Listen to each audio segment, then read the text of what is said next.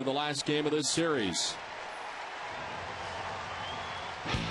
As they do, let's check out the starting nine for the White Sox. Scott Podsednik in center field leads it off with Gordon Beckham at third base. AJ Brzezinski doing the catching with Paul Konerko at first base in the cleanup spot. Jim Thome is the DH with Carlos Quinton in left field batting sixth. Mark Kotze in right field bats seventh. Alexei Ramirez at shortstop bats eighth. And Jason Nix at second base bats ninth. On the mound for the Red Sox tonight is Junichi Tazawa. He makes his fifth appearance overall, fourth start, 2-2 record with a 3.57 earned run average. This last time out against the Yankees, a victory, 6 shutout innings, giving up 8 hits, and he held New York scoreless for 6 innings despite allowing a hit in every inning. The Red Sox defense is 6th in the league. They made 72 errors in 126 games. It'll be Mike Lowell at third base, Alex Gonzalez at shortstop, Dustin Pedroia at second, and Kevin Youkilis at first. Left to right, Jason Bay, Jacoby Ellsbury, and J.D. Drew, and Victor Martinez doing the catching for Tazawa. Umpiring crew tonight, Jeff Nelson has the plate calling the balls and strikes. Gary Cederstrom at first base, fielding Culbreth at second base, and Adrian Johnson is the umpire at third. Available, this telecast can be heard in Spanish by selecting the SAP button on your television remote. You enjoy the game. Buenas noches, amigos. Here are the conditions tonight. It has dropped down to 68 degrees at the ballpark. No wind to speak of at the moment, and partly cloudy is the forecast for the remainder of the evening. Junichi Tazawa getting ready for another outing here. Of course, his first outing in the major leagues came in an extra inning game at Yankee Stadium. 15-inning effort in which he had the unenviable task of coming in to face the Yankees in his major league debut, and of course gave up the 2-run home run to Alex Rodriguez in that outing. But since then, he has been very good, and especially last time out. And quite a story. Didn't expect to see him in the starting rotation at any point this season, but coming out of the Industrial League last year in Japan and now pitching for the Boston Red Sox. And Scott Podsednik to lead it off here for the White Sox. 298 with 5 homers and 39 runs batted in. Center fielder for the White Sox. See him as a DH. Came off the bench in last night's game. And takes ball 1. We're underway. Tazawa features the fastball, the curveball, which I've been impressed with, and a split-fingered fastball.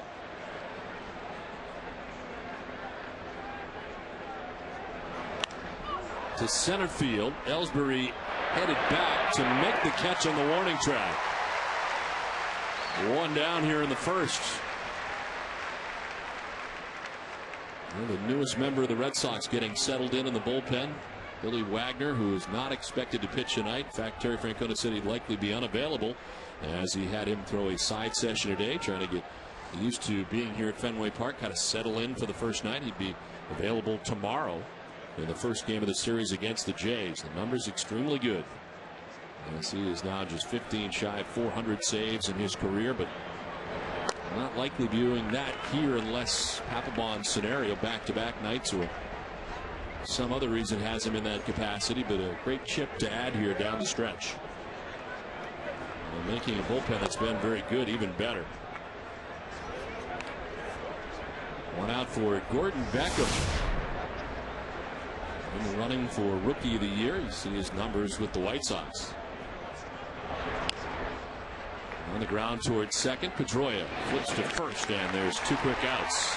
That's the curveball I was talking about. I did watch that last game that he pitched against the New York Yankees, and I was very impressed with the curveball. I'm going to say 12-6 curveball, and you can see that Beckham completely fooled on that pitch. The frustration as he has to run down to first base. So 2 down here in the first, and AJ Brzezinski the batter. Brzezinski at 315, 13 homers, 38 runs batted in.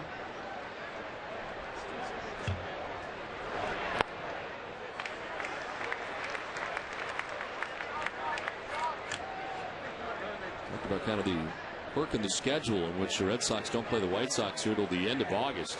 Marks the latest into a calendar year these two clubs have ever met for the first time in a season. And the season series, as Adrian Johnson said he went around, is almost over with the 4 games in Chicago against Ozzie Guillen's White Sox on the next road trip for the Red Sox, and then that's it. These have gone well so far for the Red Sox in the season series, taking the first 3 games of this series. Brzezinski thought about it but lays off, and it's 1-2. Brzezinski starts today 9th in the American League in hitting with a .315 batting average to the series he's had here against the Red Sox, 4 for 11.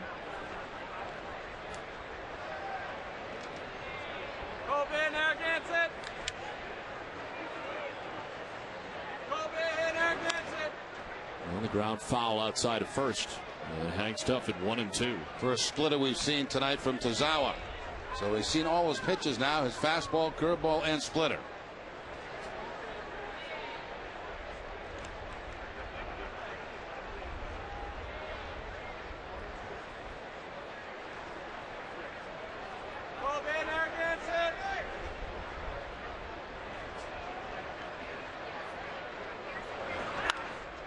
This one fouled off to the left on the fastball, and it's 1-2.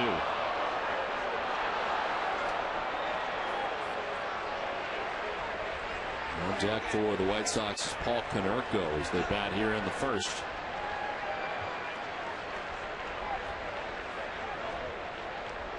As you mentioned, he truly is one of the unexpected parts of this season. We did not think at any point we would see Junichi Tazawa in 2009, and here he is by necessity. To left field at bay, shy of the track, makes the catch and ends the inning. Tazawa with a 1-2-3 first. The Red Sox are coming up.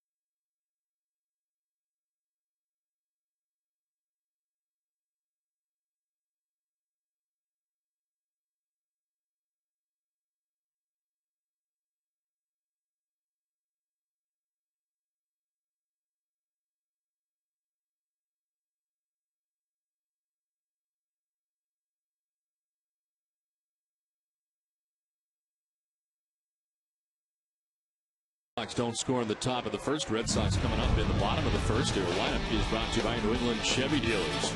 Jacoby Ellsbury leading it off in center field. Dustin Pedroia at second base, batting second. Victor Martinez doing the catching in the 3 spot. With Kevin Youkilis at first base, cleanup. David Ortiz at DH. Jason Bay in left field bats 6th. With Mike Lowell at third base. K.D. Drew in right field bats 8th. And Alex Gonzalez bats 9th at shortstop.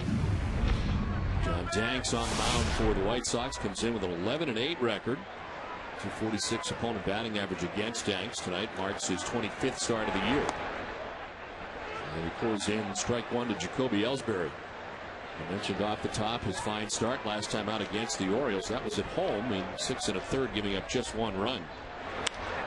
to left field. Quinton coming in, but it'll fall in for a base hit. Let's take a look at the White Sox defense. They are last in the American League with 96 errors on the season. Gordon Beckham at third base, Alexi Ramirez the shortstop, Jason Nix at second, and Paul Konerko the first baseman. Left to right, Carlos Quinton, Scott Posednik, and Mark Kotsay, and A.J. Brzezinski doing the catching for Danks. Jacoby Ellsbury now has the single season record for stolen bases in a Red Sox uniform. Takes his lead at first with Dustin Pedroia standing in. Strike one to Pedroia. And a slide step right out of the chute by John Danks. He was won his last two outings at Seattle and then at home against Baltimore.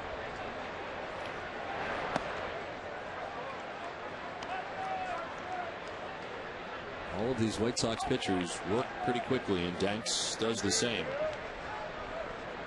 Mark Buehrle probably the quickest.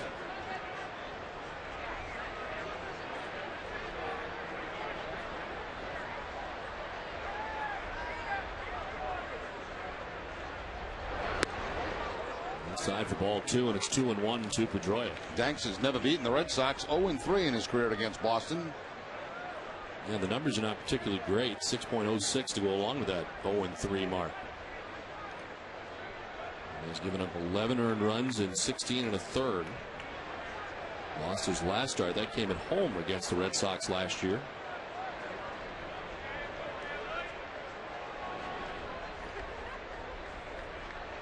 And his only start here at Fenway Park, 6 innings, gave up a total of 4 runs on 7 hits.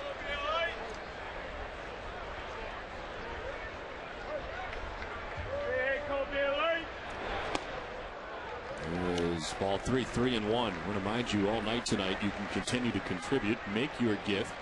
877-738-1234 as the WEEI Nesson Radio Telethon continues during the game all night, all day tomorrow as well. But we hope you'll make your contribution tonight. 3-1 is popped up. Around the mound from first comes Konerko, and almost colliding with Gordon Beckham. He handles the first out of the inning. Seen a lot of pop-ups in this series right around the mound, haven't we? Yes. That time Paul Konerko making the call, and Beckham almost ran into Konerko, but avoids him right at the last moment. Some caught, some not on the mound. This one is caught, and there's one out. The key matchup. He is brought to you by New England Honda dealers. Victor Martinez against Danks, just 2 for 11. Chance to face the Chicago White Sox a lot in the American League Central as a member of the Cleveland Indians.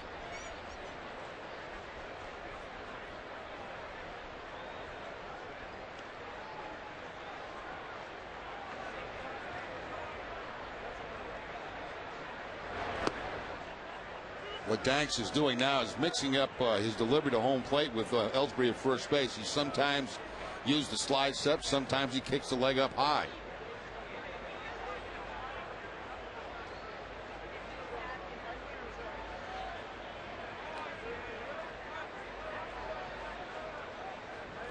Check on Ellsbury. His lead was not terribly large. That was like a slide step to first base.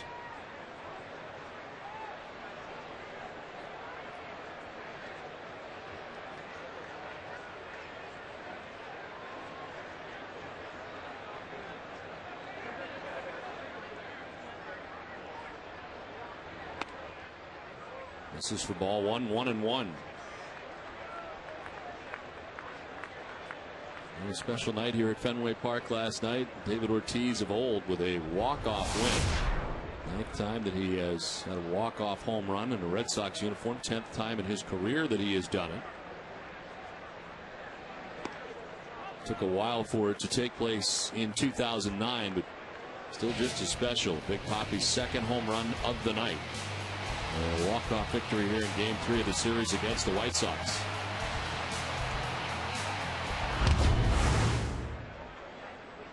You look at his numbers in April and May. Hard to imagine that he would even be where he is now. with a chance to do more damage here in the last month of the season, and certainly the best at the plate that he has been all year.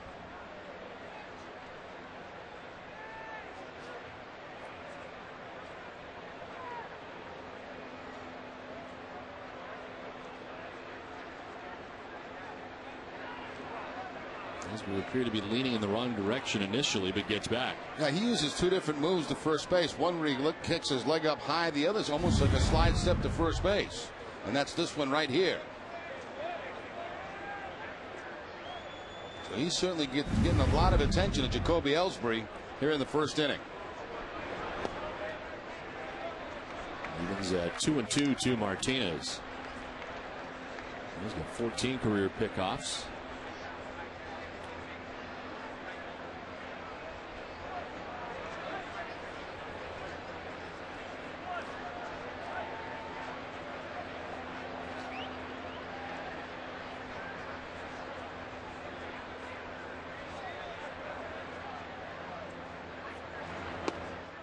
Very late swing and a very defensive swing at that. It's strike three for Victor Martinez. First strikeout for Danks, 2 down. Yeah, Victor Martinez completely fooled on this cut fastball inside. Probably better off he didn't make contact. That ball may not have rolled as far as the pitcher's mound.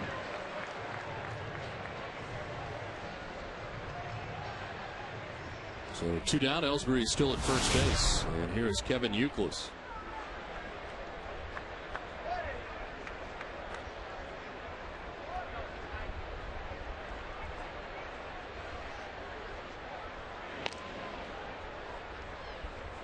The White Sox in that one-game playoff last year against the Minnesota Twins, of course beating the Twins, but it was John Danks who earned the victory in the one-game playoff against the Twins. Started, picked up the win, and of course won Game 3 American League Division Series, the only game the White Sox would win in the postseason. Gave up 3 earned runs in 6 2/3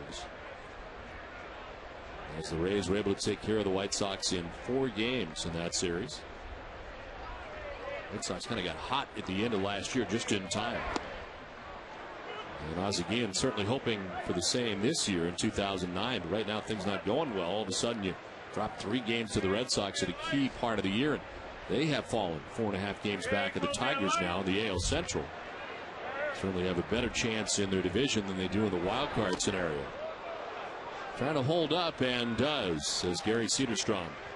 That's that same pitch that fooled Victor Martinez, that cut fastball. That time, Youkilis able to hold up on the swing.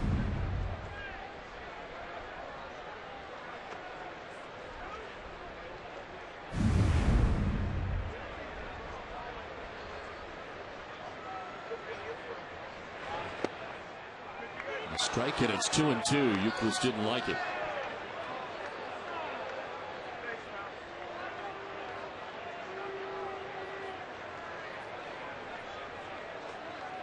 Jacoby Ellsbury with a single to begin this bottom of the first inning, but Danks has retired Pedroia and Martinez. Now a 2-2 pitch to Kevin Youkilis will have to wait. Another check on Ellsbury.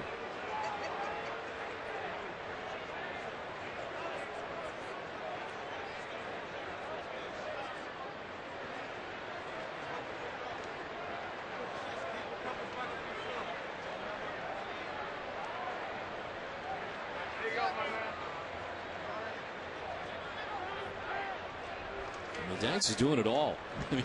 As far as the looks to first, he really is. I mean, he's giving him everything over there. Long looks to first, high leg kicks, slide steps to home plate. See, some guys do one or the other. He's done everything. This one is fouled off. Only 7 days left to the grand opening of Bob's Discount Furniture in Woburn. Exit 37C off Route 93. Furniture shopping will never be the same. 2 down, Jacoby Ellsbury at first base. And a 2-2 to Kevin Youkilis again. This is inside, ball 3.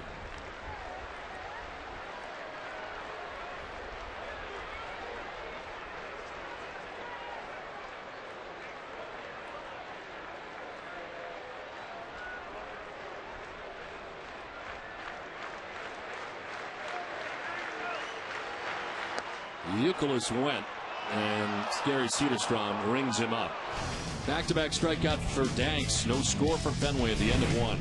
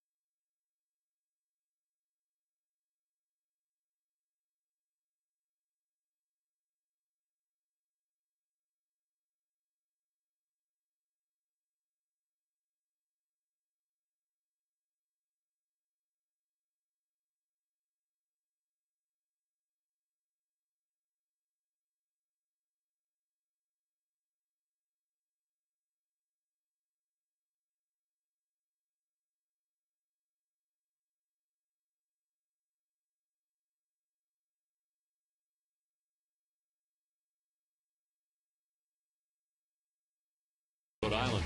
And the Boston player hits for the cycle in tonight's game. Judith will win a 2010 Chevy Equinox, the most fuel efficient crossover vehicle on the highway.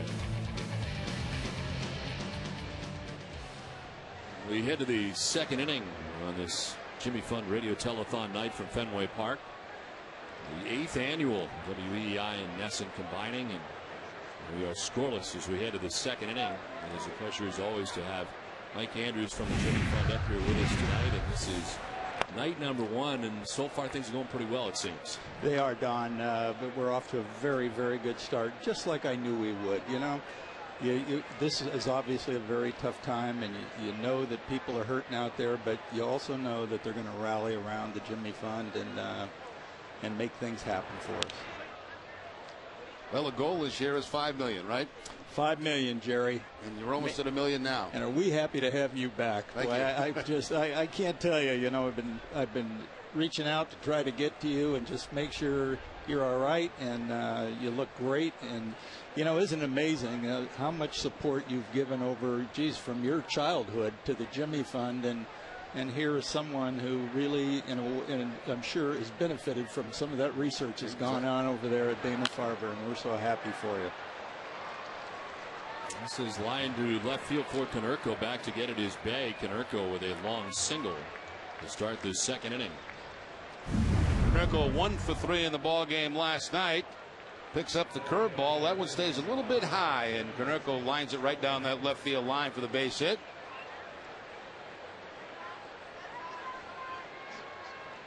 5 for 9 is Paul Konerko now in the series. Well, here's the big number that we are concerned with, no doubt. The tote board at 958,557.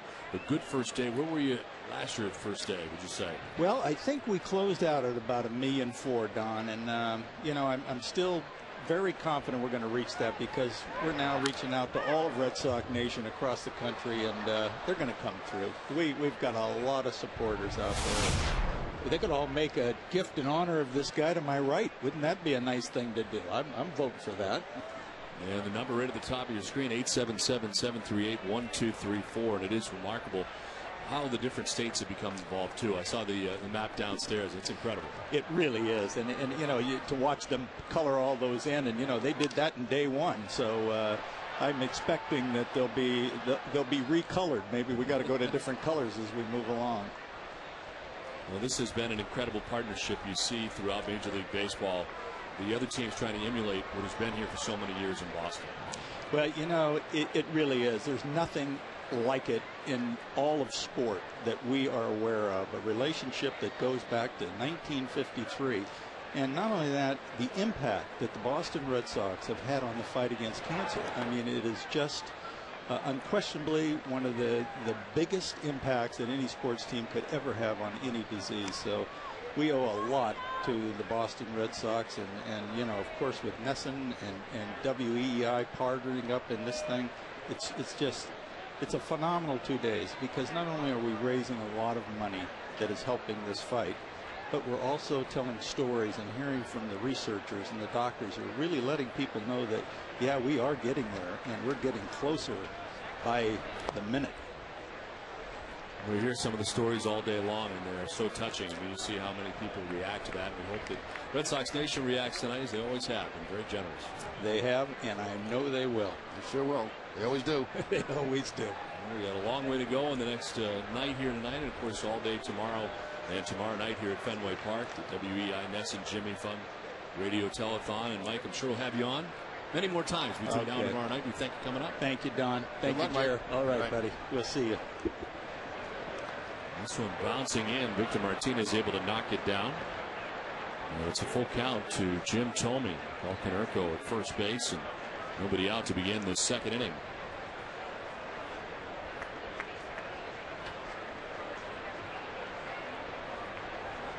"35 home runs for Jim Thome in his career against the Red Sox. Most of those coming as a member of the Cleveland Indians. A lineup that had Manny Ramirez sitting around him. The first goes on the 3-2, and Thome lines it into center field, a base hit. Paul Konerko is headed for third base, and all of a sudden, with nobody out, White Sox have runners at the corners. Well, this is the first look, obviously, the White Sox have had against Tazawa. That's a fastball and that topspin line drive by Jim Thome quickly past second baseman Dustin Pedroia.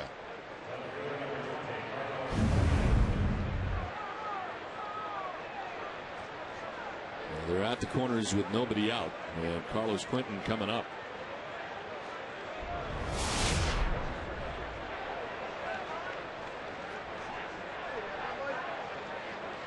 Tazawa got through the first 1, 2, 3 on just 11 pitches.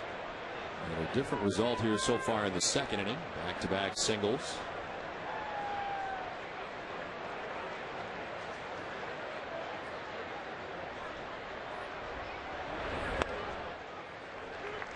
Here's strike one to Quentin.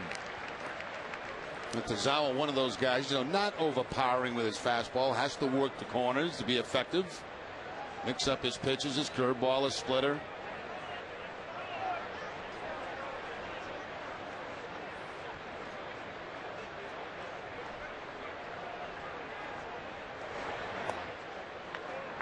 Terry Francona was talking yesterday before the game. There were two guys who really kind of jumped out at him during spring training. That's a real chance for a lot of these guys. We talk about it a lot during spring training. You got your regulars, but always a couple guys who may start the year in the minor leagues who catches the manager's eye. And certainly one was Bard, who has been here for a lot of the year, but the other was Shinichi Tazawa, who also performed very well in spring training.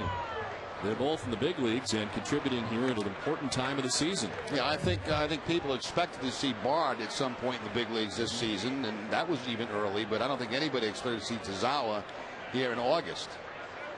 A quick rise from Portland to Pawtucket and now Boston. Well, he signed a 3-year major league deal with the Red Sox.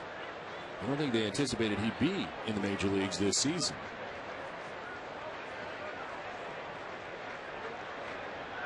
He was pitching in amateur baseball in Japan. That's why the Red Sox didn't need the posting fee. Euclid goes as far as he does, and it's backing out of play. Certainly different if you pitch professionally in Japan, as Daisuke did, and so many do. The posting situation you have to go through, even to talk to a player, as the Red Sox found out with Daisuke. Better than $50 million to have that discussion. It's kind of like trying to get you to do, some of these postseason events. You'd be amazed at how cheap the posting fee for that really is.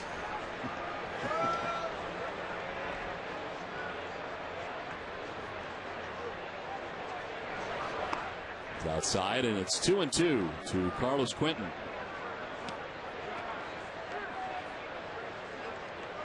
A great sign last night for the Red Sox as far as starting pitching goes, and the return of Tim Wakefield, who pitched so marvelously here last night.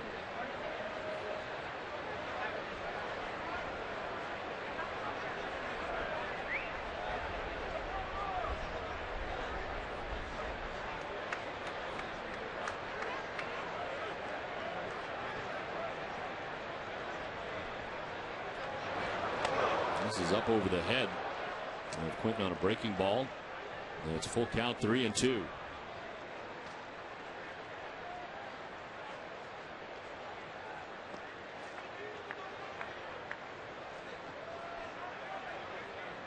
Seemed like Cesaro was living dangerously in that last outing against the Yankees. He gave up at least a hit in every inning, but kept them off the scoreboard when it mattered.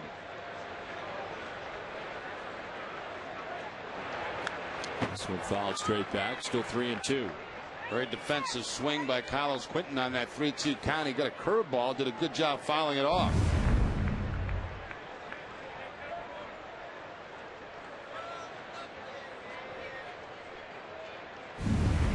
To this point, he's had a 7-pitch at bat.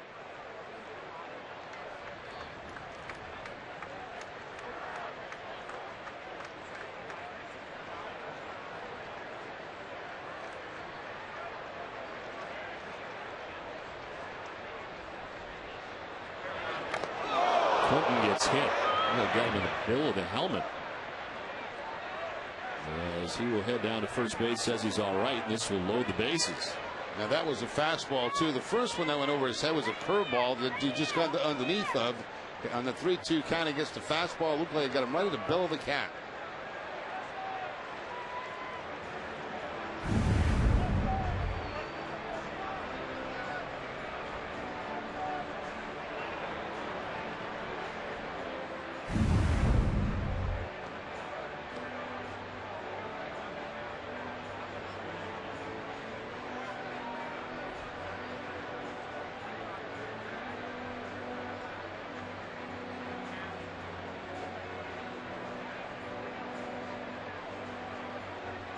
John Farrell coming out, bases loaded here for the White Sox in the second inning. Ted Kennedy had a chance to take a different career path. Go to NESN.com/John Chandler to read what John Chandler found out about Kennedy's talent on the football field. That's NESN.com/John Chandler.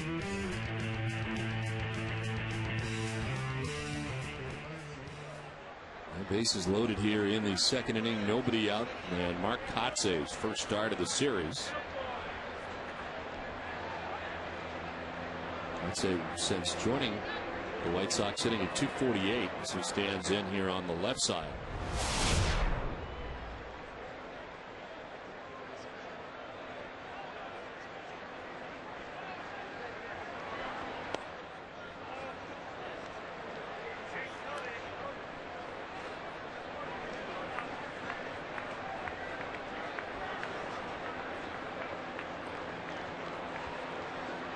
This is filled here with White Sox in the second. Nobody out. Mark Kotze waiting on a 1-0.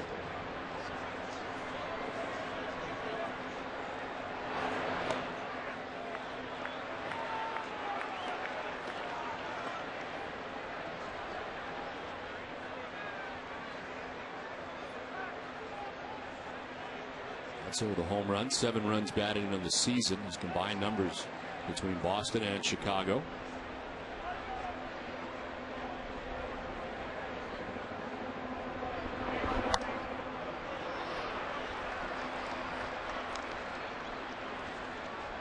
You ready, Jerry? I'm ready. I had to ask first. We have with us Lenny Clark. Yes, that's Larry. right. You're back. Hey, what? Are we starting right now? We're starting right now. I can't believe you guys introduced us with the bases loaded. I know. That's okay. That's a good sign. That's a good omen. Really? Yeah, we're going to triple play. We were going to have you guys on like an inning ago or maybe an inning later, but we understand that you have rushed the booth. Is this true? Well, yeah. No. Well, no. That is so unfair. I was just so excited to see Jerry back. Yeah. As this whole stadium, as everybody in Red Sox Nation. Honest to God, some people will do anything for attention. We were looking for you every single night. We're glad you're back, Jerry.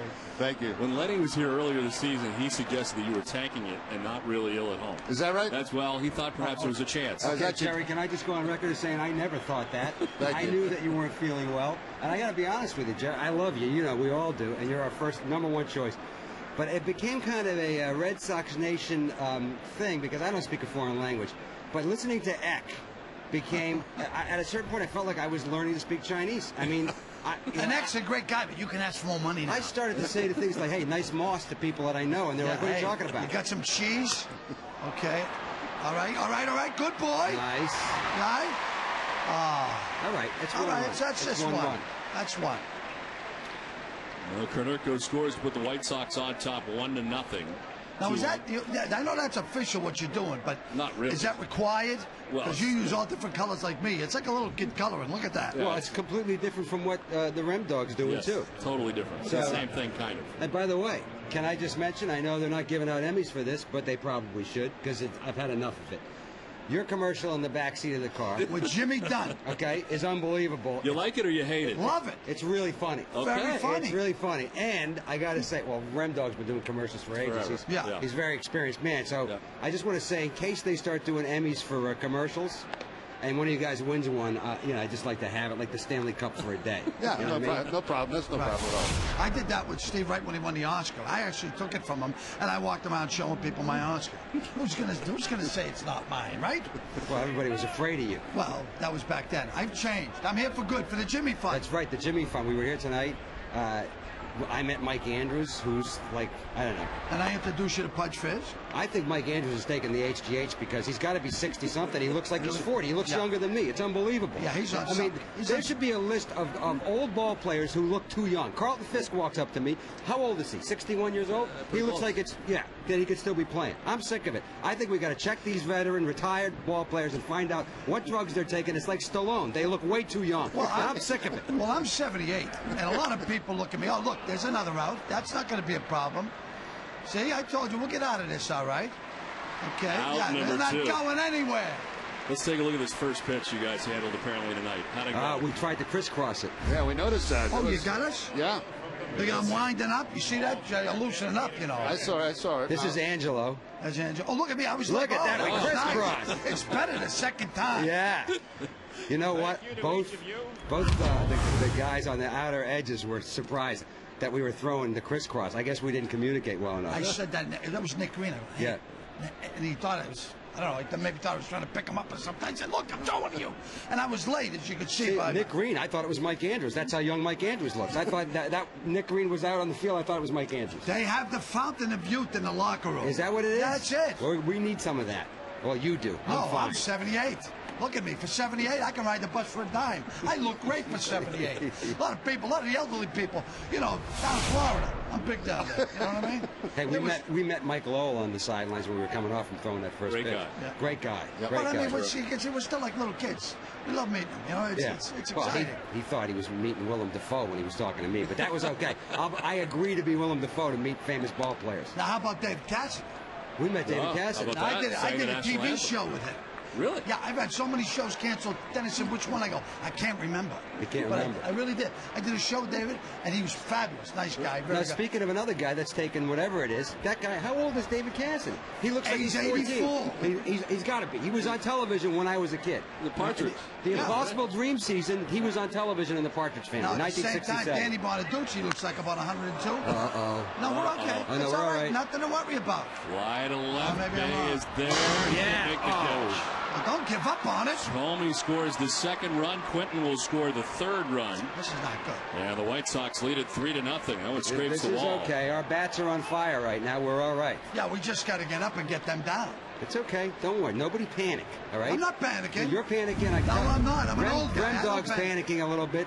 Don seems okay. I seem okay. I think this half of the booth is very calm. We're okay over here. We're okay. Are you panicking Okay. over Not there? yet. Okay. Not yet. All right. Still a lot Dennis, of. last time you were here, we talked about Mel Gibson. You've not been back since. Is there any correlation? Have you worked it out with Mel? Have you seen Mel? No, I haven't seen Mel. Yeah, hey, can we say something that's honestly true, and we know this to be true? Yeah. Everybody in life deserves a second chance, and in America, we're the country of second chances, right? So Mel, for whatever problems he may have had, you have to forgive and forget, right? Now, that night, I don't know, that was a great night. Wow. That was an organic thing that happened. We were talking about Kevin being the Greek god of walks. Walks, yeah. We ended up finding out that he's Jewish. The people on the whole were just- going to throw him a big party, and he had to tell him, "Oh no, I'm Jewish." Yeah, right. Very So, exciting. as far as Mel Gibson goes, I think what happened was organic. I think I said it then.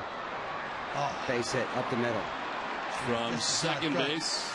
And scoring is Knicks. It's become a 4-run second for Now the this White Sox. doesn't count as our part up here, right? Because we came in with bases loaded. Yeah. We should have got an. Do we get an inning when we're up, or is this it when? Well, when they get out, then you throw us out. That's up to Jerry. Jerry's going to make You that get a decision. mulligan here because you did come in with the bases Right, loaded. Jerry? He came in with the bases loaded. And I want us to win this game, so I want to cheer the team on. I hate this team, Chicago. Yeah. Well, this is the president's team. That's why. Well, He's probably watching tonight too. By the way, can I say something? Yeah, the president's probably watching. I love the president. I will say right here on the air, I voted for the president. I would have voted for him 10 times if I could. But when he threw out his first pitch, the guy wore mom jeans. And And he I got to didn't tell make you, any bounce. I love Obama. I voted for him partially because he looks so cool and everything that he wears. He wears mom jeans out. Now, don't you think as a member of the Secret Service, part of your job is to go, Mr. President, put on this vest and take off the mom jeans. Okay? You got to wear jeans without wait a a minute, crease. you in it, wanted him to know? pitch with no pants on? No. It's better than the mom jeans. Okay? Well, you get a lot more viewers. Those mom jeans were such mom jeans that even my mom said, "Why is he wearing the mom jeans?" Okay? Wow. Hey, I'd like to say hi to my mom. Do I? We have a break in the action. I'd like to say hi to my ma, Nora Leary. She's home probably watching the game right now. Ma, I'm here with Lenny. I'm not getting into any trouble, and I apologize about the Mel Gibson thing, kinda. Yeah. A few years back, John Henry asked me to sit with him in his fancy seats down there. Yeah? We saw And it. and you had a great Oh, line God. too. But my mother goes, she calls up my sister, goes, Bernice, turn on the Red Sox game. Your brother's about to be arrested. And then Jerry came up with the line. There's the odd couple. One guy who don't talk, another guy won't shut up. What a line. Boy, do you have that right. There you go. Toss him out. High throw, get into center field, and headed for third is Podsednik. Jeez. Yeah, we got the mulligan here because this You know what? This has never happened to us. This is usually, we're kind of a good luck charm when Yes, we come we up are. here. I don't know what's going on tonight. It looked like Zazawa was going to get out of this inning with minimal damage, but it hasn't been the case. Overthrow at second base by Martinez and Podsednik into third base. How about that for analyzing? Isn't it pretty good? You know, it was great. Hey, listen, I got to say, I like the Martinez. I like the whole situation we have going on our bench. The other night when they put Nick Green in to pinch run for Varitek, and then he scored, and Martinez came into the game and got 2 hits. I just think we got a great bench right now. I'm not worried about this. Hey, We could score 7 runs in a heartbeat, you know? but we're going to need her because we're down 4 right now. And where's Heidi? Heidi, where the hell are you? Third base. Third base. Oh, is she? Can she hear us? Probably. Oh, yeah. Now, I was suggesting earlier tonight, and this is something we could still offer up to the Sox. We've got Kevin Youkilis, a guy that likes to rush the mound when he's hit by a ball. I offer up Lenny as a relief pitcher who will throw at anybody you want, and he'll rush the batter. How's that? You ever seen that before? Be awesome. That'll raise some money for charity, huh, Jeff? We still have our jobs, right? I think so. Thanks, guys, for coming by. It's great to see you guys. Sitting Thanks there for coming throwing up. us out, Don. You're a nervous wreck. It's great to see you. Thank you.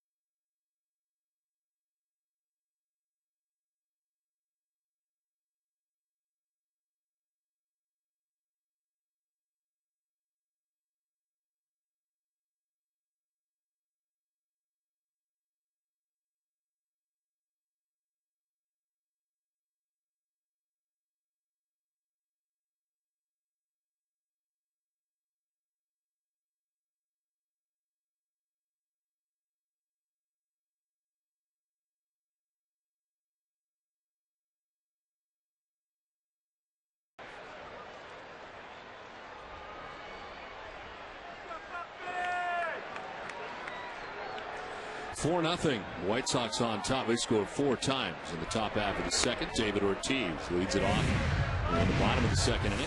Didn't offer, says Adrian Johnson, third base umpire. Ortiz, Bay, and Lowell.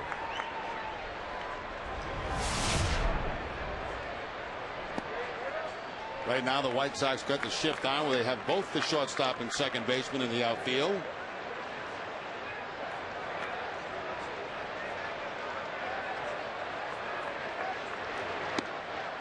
I thank our friends Dennis Leary, Lenny Clark stopping by, and Jerry. In all seriousness, those two together do so much for charity on a daily basis. It's amazing. They really do. And certainly here every year for the Jimmy Fund, but do much more than that. This one is chop fly. I mean, Lenny's somewhere every night. So we thank them both for stopping by. It was a big part of this, and we hope you'll be a big part of this and contribute. 877-738-1234.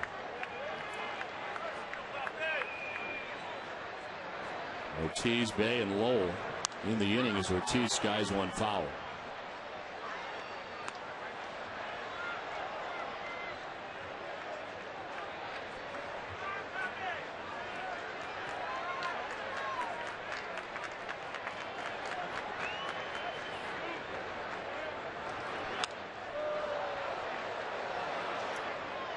Red Sox getting the bases loaded and scoring 4 times in the second inning off Tazawa. 8 men came to bat, and 4 of them scored. He almost got out of it, but Jason Nix hits the wall in left field. There's a check swing grounder foul. I don't think I've seen a contraption like that Tazawa has his arm, and that looks pretty good. Yeah, I don't know if that's a heating pad he has on there that he just kind of wraps around and ties tight to his shoulder.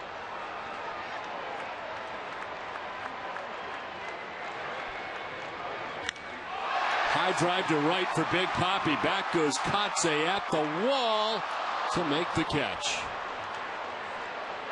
Ortiz gives it a ride, but he's out number 1 of the inning. Let's check in with Heidi. Well, Don, the newest member of the Red Sox, Billy Wagner, is just 11 months removed from Tommy John surgery, but he says he has no physical restrictions.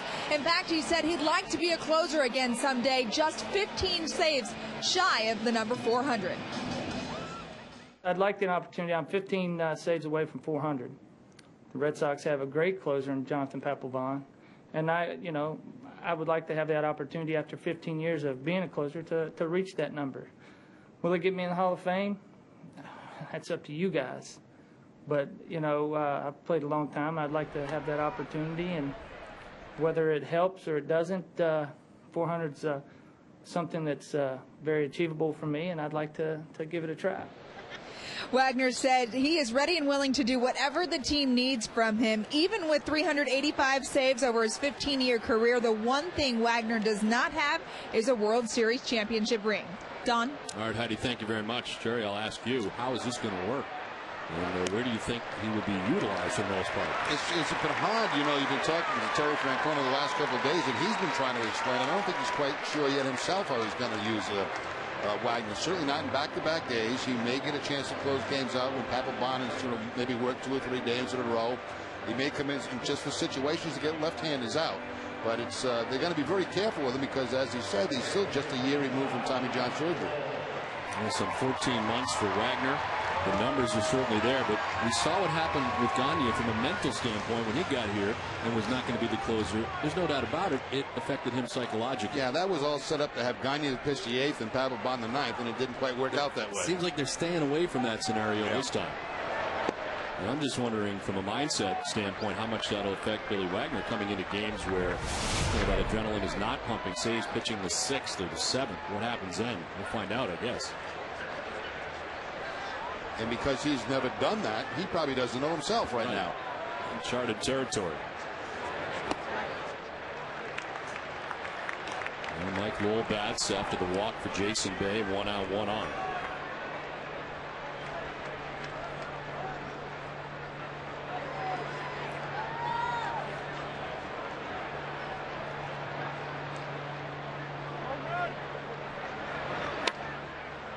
There for a strike, and it's 2-1 to Mike Lowell.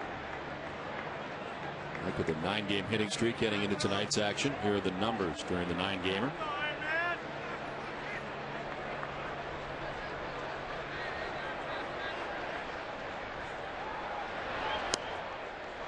strike two, and it's 2-2.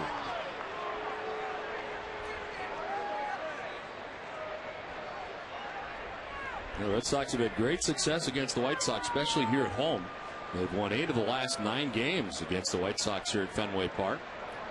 They're trailing tonight 4-0 as they bat in the second. It's swinging. It's fouled off to the right. Well, for a charitable casino night of games, music, and fun, come to Mike Lowell's Club 25 night at the Copa. After the game this Sunday, August the 30th, the new House of Blues. A limited number of $25 tickets for the event were just released. Call 617-226-6800 or visit RedSoxFoundation.org for more info. Advance tickets are required. Proceeds benefit the Mike Lowell Foundation. This one is caught at second by Nix. And back to the bag at first goes Bay. Now Danks threw a changeup, and Mike Lowell hit a changeup to second base. Hit softly up the middle, gave Jason Nix a chance to get over and make the play on it. Yeah, Mike Lowell a little bit off balance out on that front foot, and a soft line drive to second base. So 2 down, Bay at first, and J.D. Drew the batter.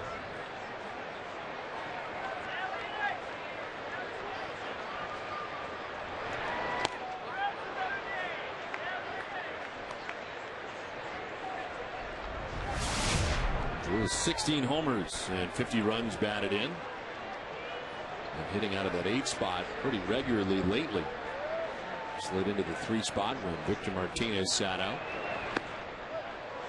Quickly down to the count 0-2.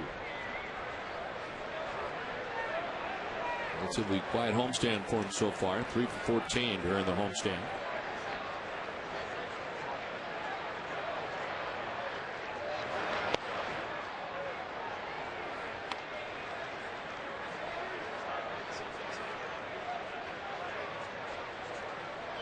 Numbers in August overall been very good, though. 4 homers and 10 runs batted in.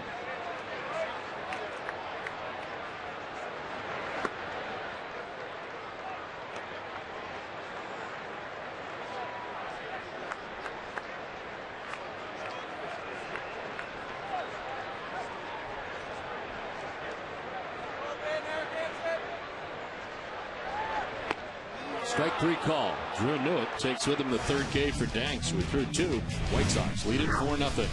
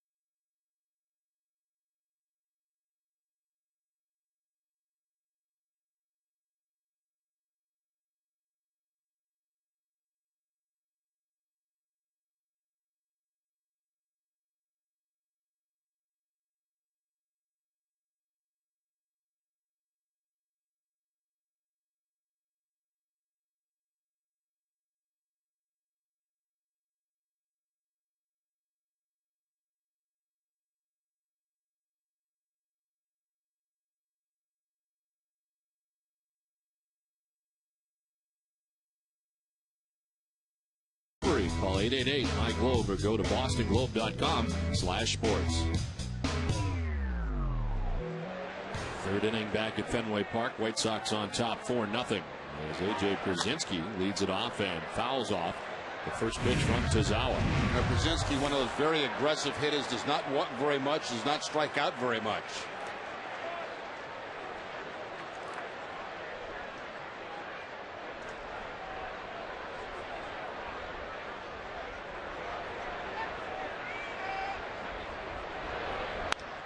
Hooks it to right and in for a base hit in front of J.D. Drew. Leadoff single for Brzezinski.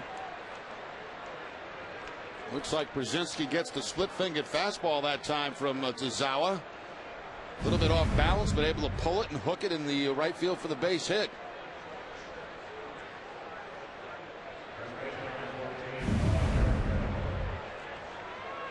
Lead runner on here for the White Sox in the third, and Paul Konerko coming up.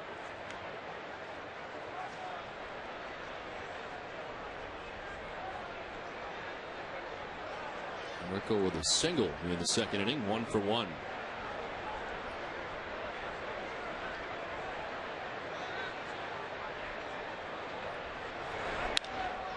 Fly ball hit well to left. Bay is back looking up, and it's off the scoreboard. The carom to Ellsbury, and the throw headed to second. Konerko throws the brakes on and retreats to the bag at first, but it's first and third, nobody out.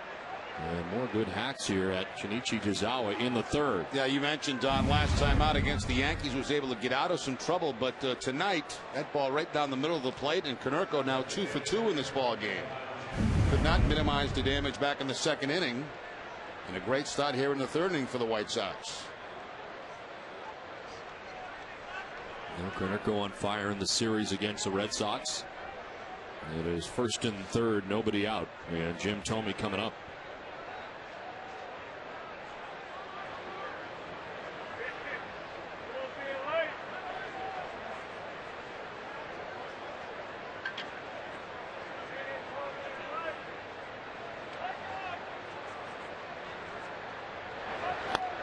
Breaking ball missing outside. That's 50 pitches now for Tozawa. And moreover, right now, just ineffective.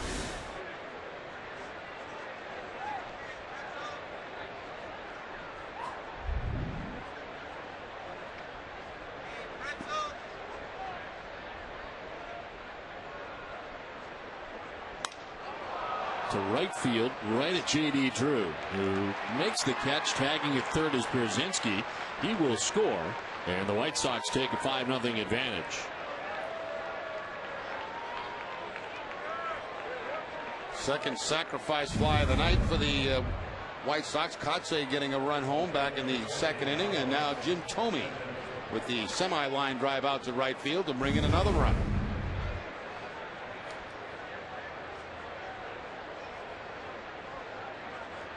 So runner at first with 1 out, a run in. Carlos Quentin, the batter, he got hit in the bill of the helmet. His first time up was okay, and came around to score the third White Sox run of the night.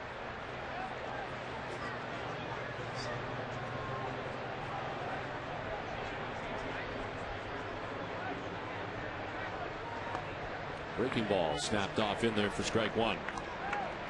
Even the curveball right now, Don, didn't see as sharp as it was last time out. And that's what he was getting the Yankees out with primarily.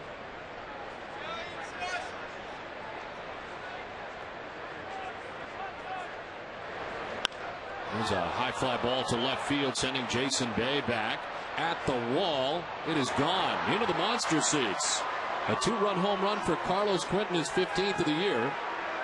And the White Sox are on top 7-0.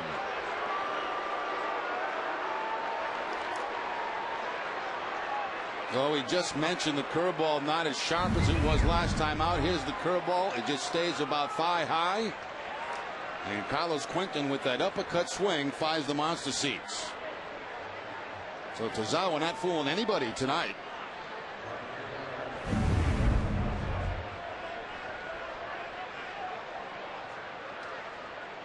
So 1 down, bases empty. Mark Kotsay, the batter. And the sacrifice fly is first time up. This time sends one foul. They have been very aggressive with Tozawa too, swinging the first or second pitch.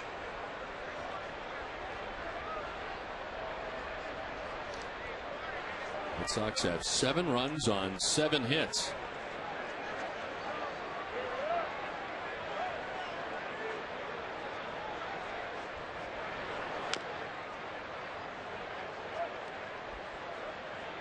Tigers, the team the White Sox are chasing, are idle tonight. As the White Sox begin the night 4.5 games back of the Tigers in the American League Central. It wasn't really till September last year when they started to get it going. This is a one-hopper pick nicely by Youkilis for the second out of the inning. Another ball hit hard though off to Zawa that time. Fine play though by Kevin Youkilis down at first base, going to his glove side. Everything came up. The glove came up and the feet came up for Youkilis to make that play. Tonight after Red Sox coverage day with Nesson for Sports Desk, presented by Frank Webb Bass Centers, where tomorrow and Saturday you can save 10% in all showrooms. Host Cole Wright will recap Tom Brady's final preseason tune-up game against the Redskins. Michael Vick makes his Eagles debut Thursday night against the Jaguars. Plus a full recap from day 1 of the Jimmy Fund Radio Telethon. It's all coming up tonight immediately following Sox coverage. 2 down here in the 3rd inning. Let's say Ramirez, flight out to center field, first time up.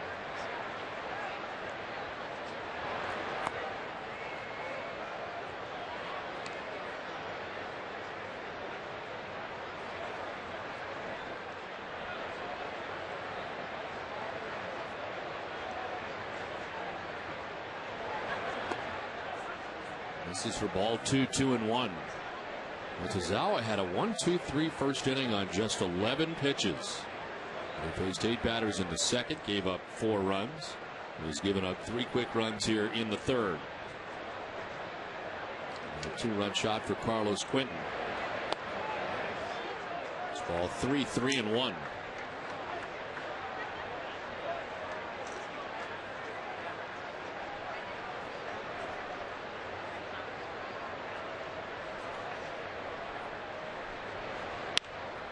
Line down the left field line, a fair ball headed towards the corner. Jason Bay hit it over to get it as Alexei Ramirez is into second base with a double. Little bobble out there by Bay. Then Ramirez hangs at second base with a 2-out double. Now 3 balls, 1 strike, and see John Farrell making his way to the mound for a conversation. But a 3-1 count. Looking fastball as Ramirez. He gets one up and in, and a top spin line drive down the left field corner. Little bobble down there in the corner by Jason Bay. But Ramirez stays at second base.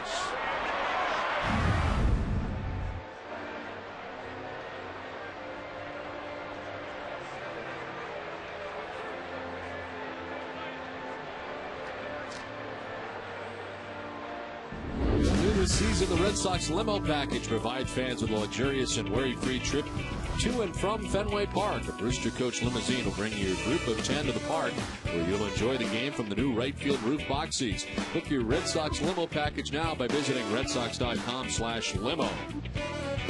I saw that limo outside. I thought that was yours. No, that would be the Brewster Coach limo. Oh. I thought you had a new ride into the ballpark. No, same ride. Not much has changed.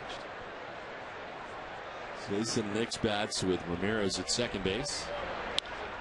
And grounds one through the left side of the left field for a base hit. Ramirez is going to try and score. The throw from Bay is cut off. Lowell goes to second base. The run scores. And they've now got Nix in a rundown, and he'll get back to the bag safely. So the run scores, and the Red Sox don't get the out. 8-0 White Sox.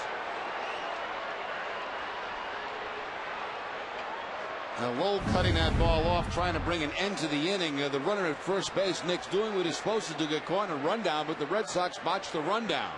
Once Youkilis gets the pass right here, there's nobody covering first base.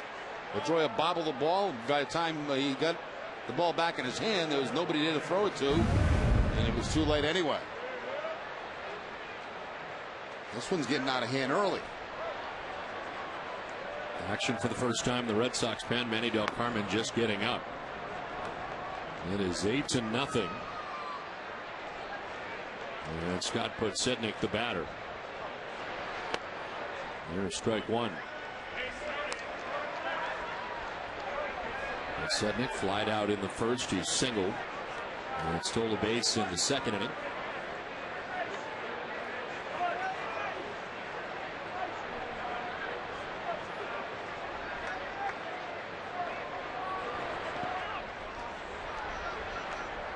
Nick's thought about it, but retreats to the bag at first. Nix at first base has 9 steals on the season. He has not been caught.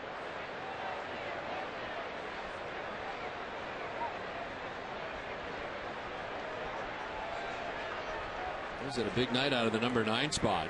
A double and a single so far out of the gate. He's driven in 3 runs. There's a pop-up in the shallow left. Jason Bay coming in, and he makes the catch that ends the inning. 4 more runs for the White Sox, who lead it 8-0 at the end of 2.5.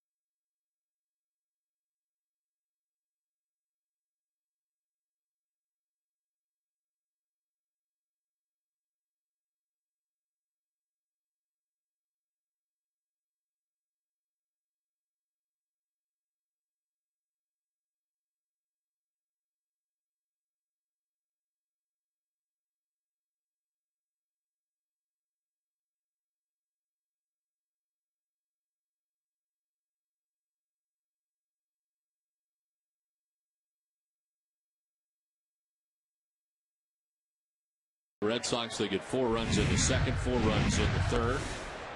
And it's Alex Gonzalez who leads it off for the Red Sox here in the bottom of the third. Lots of work to do here as they try to get back into this one against John Danks, who has pitched 2 shutout innings. Gave up a single in the first, a walk in the second, has 3 strikeouts. The SBLI A-plus performer of the series is Alex Gonzalez. In these uncertain times, there is one thing you can count on. The family's future is safe with SBLI of Massachusetts. SBLI, the life insurance company, rated A-plus by AM Best. The superior financial strength. Get your free quote today. A swing and a miss, and Gonzalez strikes out for the first out of the inning. Let's check back in with Heidi. Well, Don, I'm joined by Dr. Hal Burstein. He is a breast cancer specialist at the Dana-Farber Cancer Institute. Of course, the Jimmy Fund Telethon going on for the next 2 days here at Fenway Park. You've got some important clinical trials going on. Tell us about that. Well, one of the things we try to do at the Institute is to bring innovative care to women and all patients with cancer. And there's a great repertoire of exciting new drugs that are coming along, new molecular therapies, new targeted therapies, making a big difference. Now, how does the money raised here at the telethon help those clinical trials? The money that we raise here really makes the whole clinical trials program happen. It pays for our data managers, our nurses. It allows the patients to get onto the clinical trials. It's an essential part of the mission of the Institute to put patients on those studies. We really benefit from those dollars. All right, so make sure you make a donation to the Jimmy Fund. It's going on for the next 2 days here at Fenway Park. You can call 877-738-1234 to make a donation. Back to you, Don.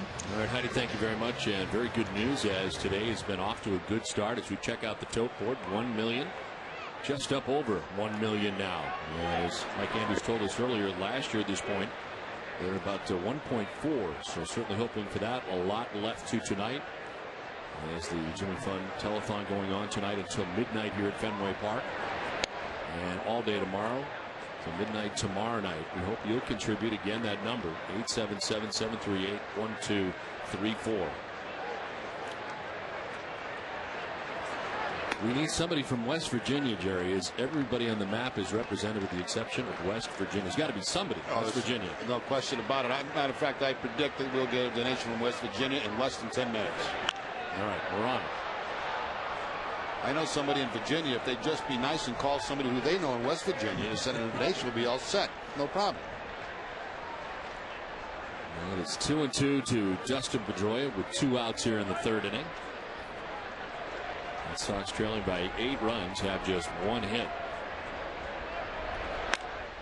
To third base, to his left is Beckham. Pedroia is out, so are the Red Sox in the 3rd. We've played 3. It's 8-0 White Sox.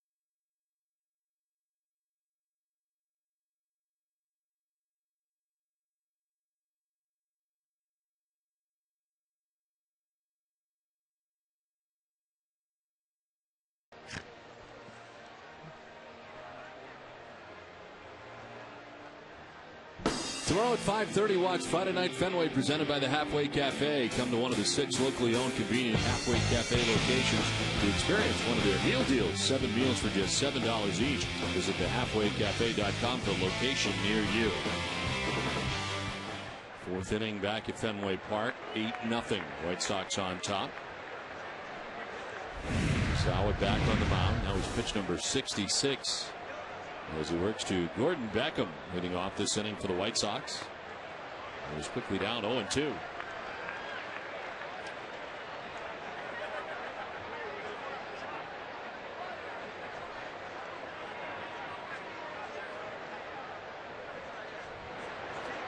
This one fouled off. We'd like to thank the Halfway Cafe crew for sending food to Fenway Park tonight for our crew.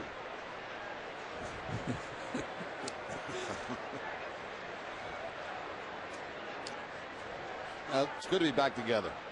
It is. It has been a long time. I mean, this has to be pretty weird for you. I mean, this whole season altogether has got. I mean, you've done this for what, 22 years now. Yeah. I mean, this whole thing has had to be very bizarre for you this year. I've had better years. Yeah, I've had better years. The last time I saw you was at the end of April, early May, and I figured I'd probably be back in maybe 2 weeks. Right. Well, 3 months later. I think 3 months now. No, I didn't expect it either.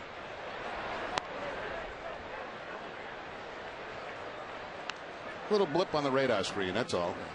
It's all in the past now. 1 ball, 2 strikes to Gordon Beckham, AJ Brzezinski, then Paul Konerko.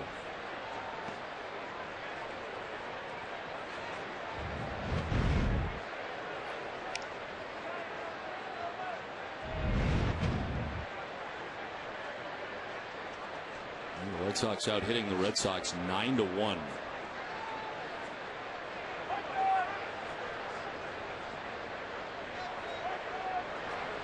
Swing and a miss on a breaking ball. He strikes him out.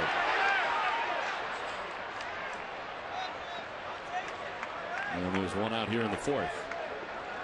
It hit him, but he was swinging. And Ozzy's going to come out and dispute that.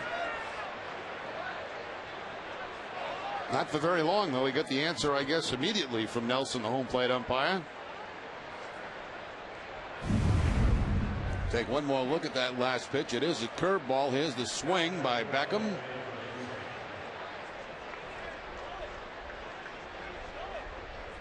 What is the call, Don? I'm not sure now. No, that ball, there was no contact and it hit the ground. Or maybe they're calling interference because he was hit in the backswing. That's quite possible. That could be the only call. Well, it is out number 1. We know that. And this is drilled to right field. Back goes Drew, and he makes the catch. Always makes it look so easy, and there's 2 down. It's time now for our Aflac trivia question. Aflac, we've got you under our wing. And the question tonight, who was the last White Sox player to steal home? The answer for you a little while. It's not as long ago as you might think.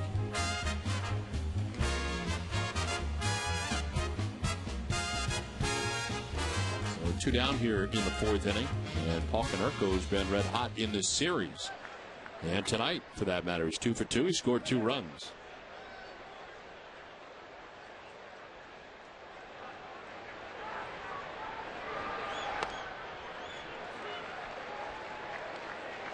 With 23 home runs on the year, 76 RBIs.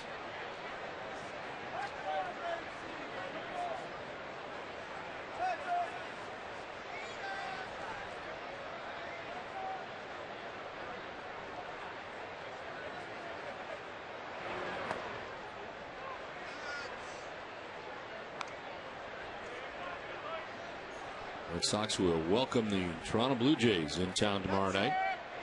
And certainly a disappointing year for the Blue Jays, who are 58-67. And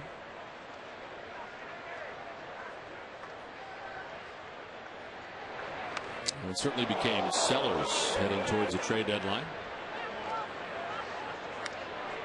Red Sox will see Roy Halladay in the series against the Toronto Blue Jays at Scott Richmond tomorrow night. Ricky Romero, the left-hander, on Saturday, and Roy Halladay on Sunday. But Halladay has been roughed up in each of his last 2 outings.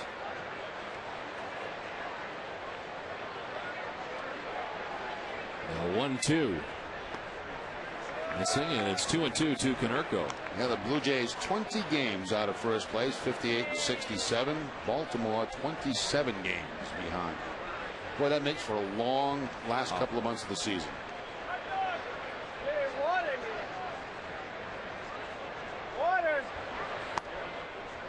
Talked about it many times, but I guess at that point you really become more of an individual and worry about your own stats. I mean, from a team standpoint, you're really not trying to accomplish very much. Yeah, it's pretty tough. No matter what managers try to tell you to do, it's it's tough running out there when you're 27 games out. It was ball 4 and a 2-out walk for Konerko. The first walk given up by Tazawa. For every Red Sox game that goes into extra innings or the Sox are to save, CVS Pharmacy will donate $500 to Children's Hospital Boston. CVS Pharmacy is the official pharmacy of the Boston Red Sox. And 2 outs. Paul Konerko at first base. Jim Thome coming up. Singled and hit a sacrifice fly. And 2 plate appearances.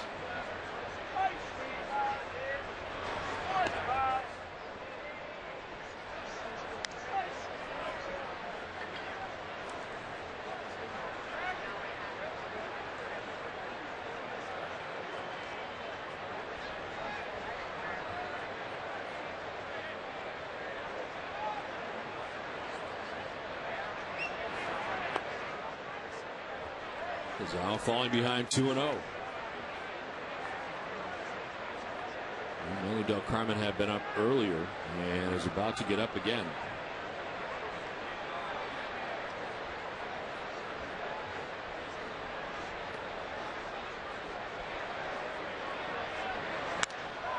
To right center field. Drew on the run. JD will lay it out and not get it. And gets by him, backed up by Ellsbury. As Konerko is going to try and score all the way from first base, he will. A double for Jim Thome, his second hit of the night, and the White Sox with a 2-out run here in the fourth lead it 9-0. Well, it's the kind of effort you like to see out there by J.D. Drew as he dives to try to take extra bases away from Jim Thome, but cannot come up with it. Once it gets by him, Konerko is able to score all the way from first base. So 2 outs, a walk, and now the double, and the lead goes on and on for the White Sox. So John Farrell on the phone to check on the availability of Manny Del Carmen. And some very serious damage 4 through 6 tonight for the White Sox, and that's Konerko, Thome, and Quinton.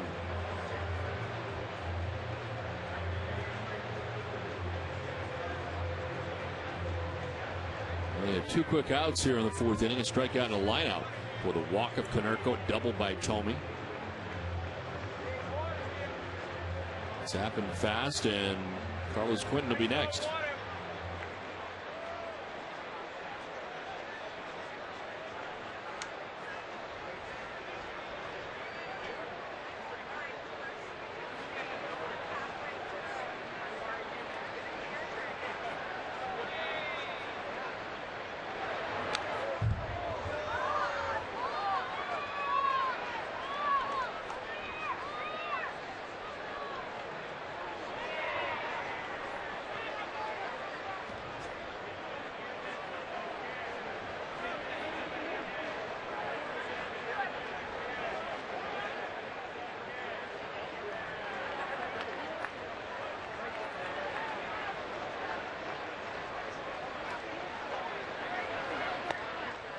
Outside 1-1 to Carlos Quinton.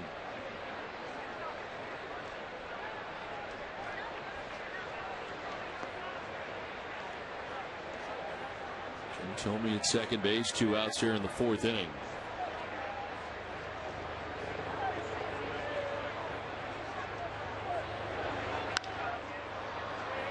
Center field, and Jacoby Ellsbury making his way in.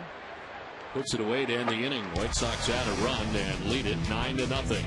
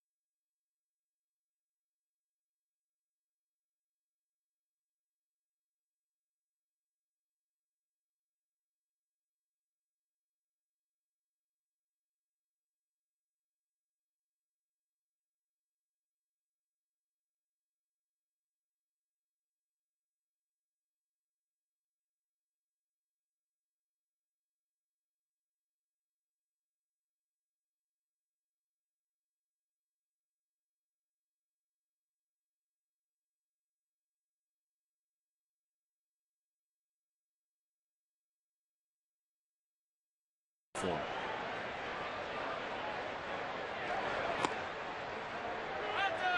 Victor Martinez takes strike one from John Danks. He's had some long waits tonight as his team collects 4 in the second, 4 in the third, a run in the fourth. Meanwhile, he has thrown now 55 pitches and has given up a hit and a walk, and that's been it through the first 3.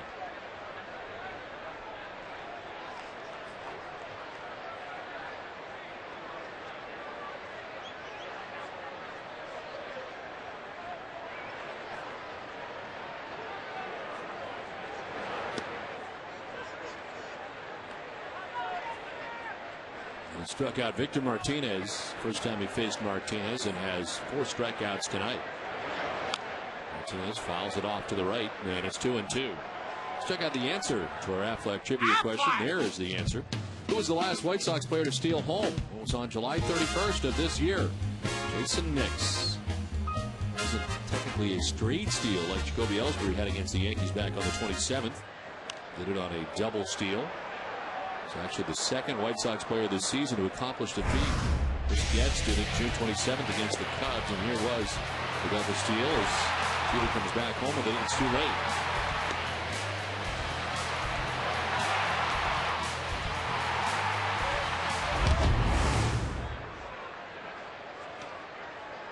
Outside for ball 3, and it's a full count now to Victor Martinez.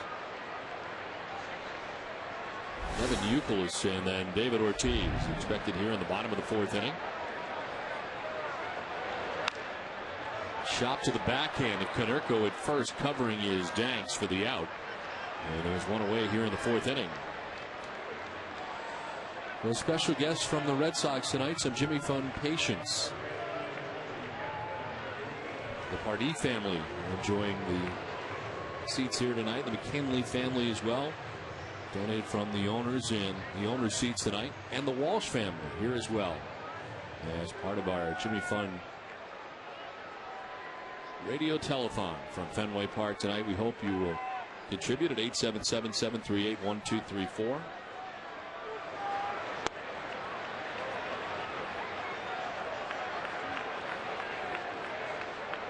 Nicholas, a strikeout victim his first time up.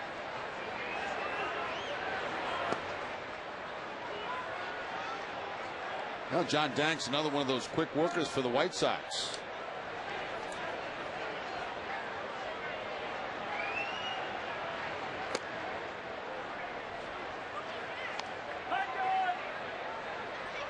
We talk so much about how the defense usually is really good behind pitchers who pitch quickly because everybody's on their toes.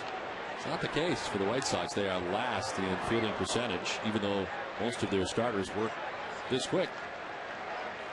So I would like that theory to follow through. I guess it doesn't always apply. Not always, no. But it still is good for a pitcher to work quick. If we were running a pitching staff, per se.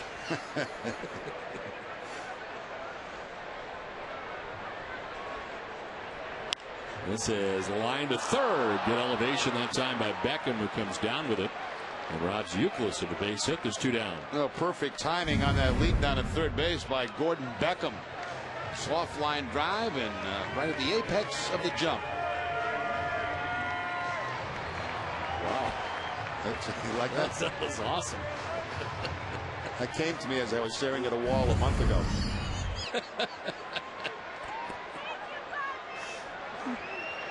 So 2 down. David Ortiz fouls it off.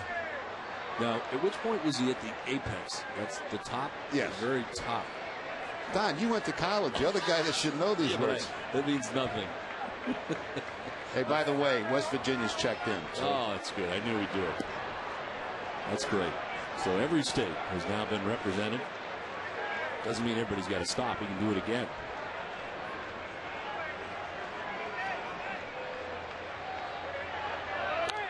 This one was popped up, foul back and out of play.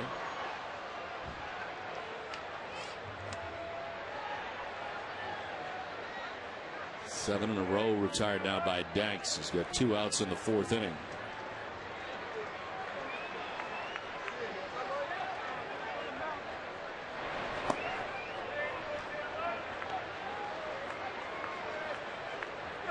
Only hit. He surrendered the first batter that he faced in the bottom of the first inning. Jacoby Ellsbury had a single to left field, and that's been it. The 70th pitch misses outside, and it's 2-2.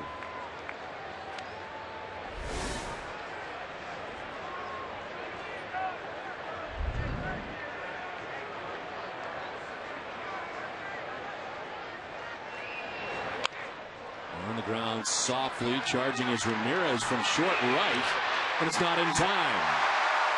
That deep shift works against the White Sox this time.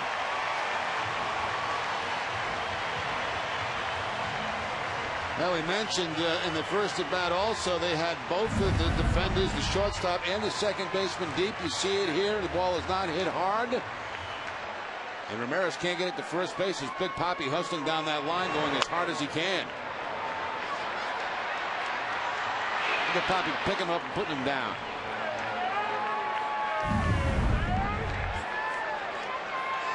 So a 2-out hit, and Jason Bay coming up.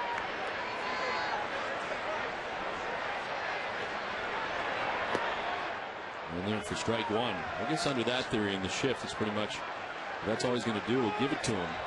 But backed up there pretty good. I don't think we've ever seen two guys back that far. I don't recall seeing both the second baseman and shortstop back that deep. Very quickly down 0-2. Danks back to throwing strikes. I think the deepest of the second baseman at times, Aaron Hill, the Toronto Blue Jays, who we'll see, is generally very deep.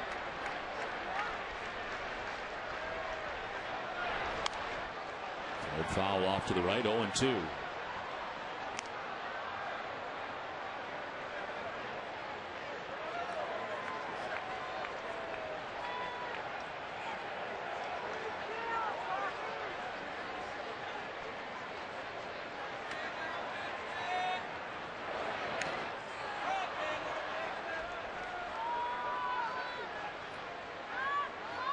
The White Sox scoring early and often off Shinichi Tozawa. Tozawa had a 1-2-3 first and 11 pitches, but after that it happened quickly. 4 in the second, 4 in the third, 1 in the fourth. And it looks like Del Carmen may be coming on here next inning as he is back up again for the third time. Bay strikes out. It's the 5th strikeout for Danks. We played 4 from Fenway. It's 9-0 Chicago.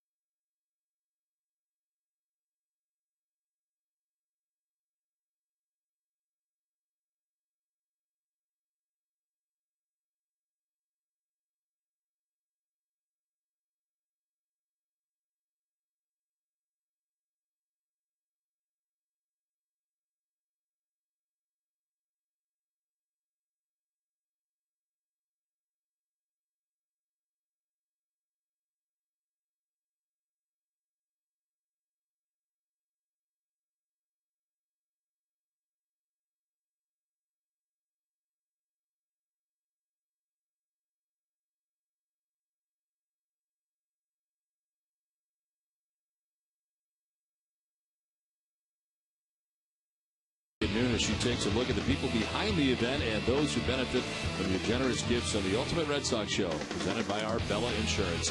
Here for good. This call to the bullpen is brought to you by the 2010 Fusion Hybrid at your New England Ford dealer. Manny Del Carmen on for the Red Sox. Tazawa goes the first 4. Del Carmen appears in his 53rd game of the year, 5-2 record, 3.44 earned run average, and the opponent hitting at .253 against Manny Del Carmen. Second time he's worked in this series, a third of an inning against the White Sox a couple of days ago. Earned his 5th win of the season on Tuesday. Fly ball to center field off the bat of Mark Kotze. Ellsbury coming in, and there's one away.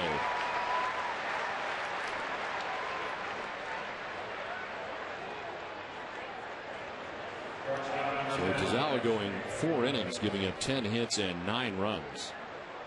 He walked 1 batter and struck out 2, a much different result from his last outing against New York, and really for that matter against the Tigers here at Fenway Park. And numbers at Fenway had been very good. Alexei Ramirez is 1 for 2. He doubled his last time up and came around to score the White Sox 8th run.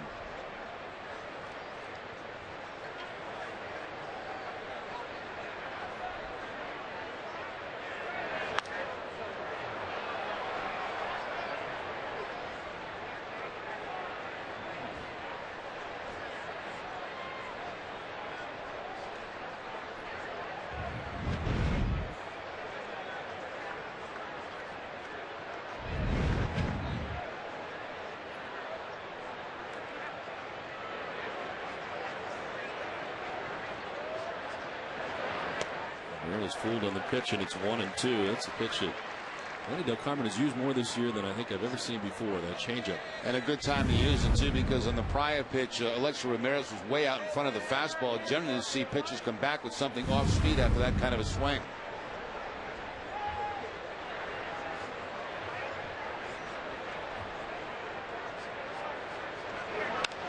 There's a fly ball to center field.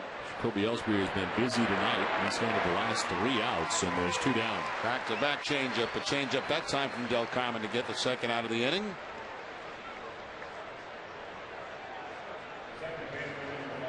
So 2 down, and Jason Nix coming up, the second baseman for the White Sox.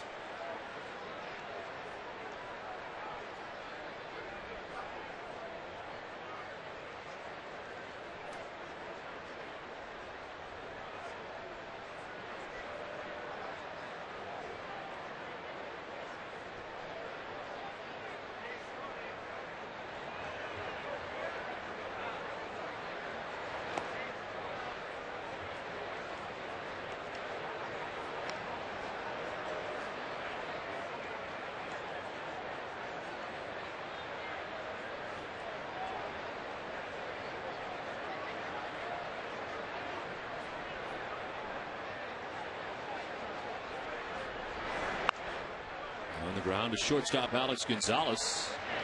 And Manny Del Carmen on 7 pitches has a 1-2-3 fifth. But it's 9-0 White Sox.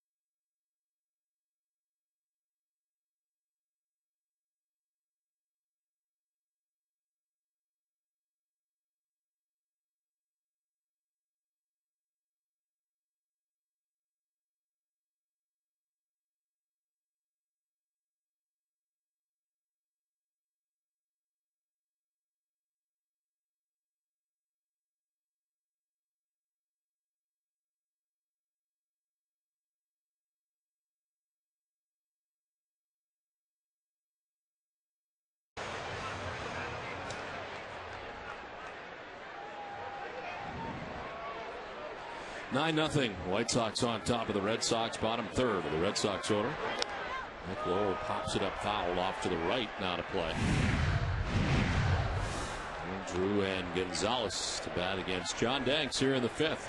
Red Sox have been able to do very little against John Danks for the first 4 innings. He surrendered just 2 hits and a walk.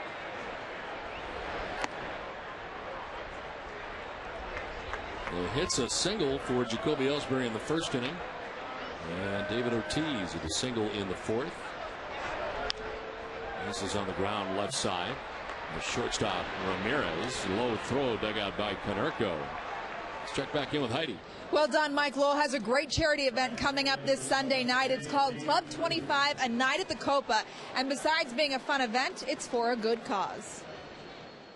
It's going to the Mike Lowell Foundation, and I think we're targeting 2 things. Kids with cancer, not only in the Boston area, but in Miami. But I think if we're raising the money in the Boston area, we want to spend it in the Boston area. And also some inner city sports programs. You know, we've gotten together with a youth baseball and a youth football programs, and you know, a lot of times what they need is money for their equipment and everything. If not, the league dies. So we can help them out, and you know, I think the kids learn a lot of life's lessons, you know, playing sports. So I think it's going to, either way, we're helping out a lot of people. The event is this Sunday after the Red Sox game. Tickets are still available at redsox.com, both to participate in the casino-style games with Lowell and his teammates, and the newly released $25 tickets for spectators. Just go to redsox.com for more information. Don? Okay, thanks very much, Heidi. And we hope you will indeed. Mike Lowell has certainly done great things on the field for the Red Sox and even better things off the field.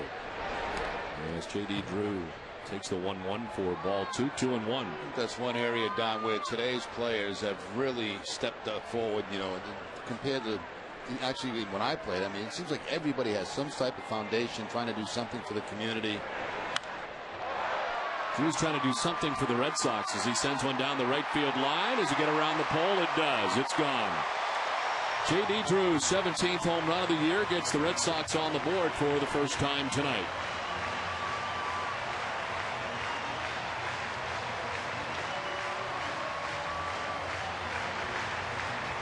Now, one thing about J.D. Drew, you know, he battles left-handers just as tough as he battles right-handers. He gets the fastball middle in, and that foul line drive inside the pesky pole.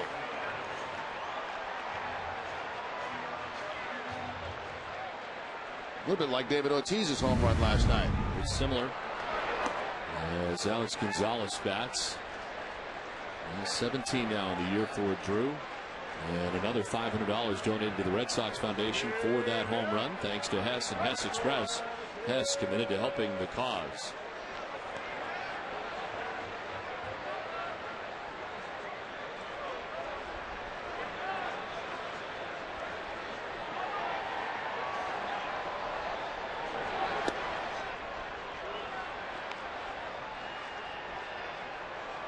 That's the 17th home run given up by Danks on the year.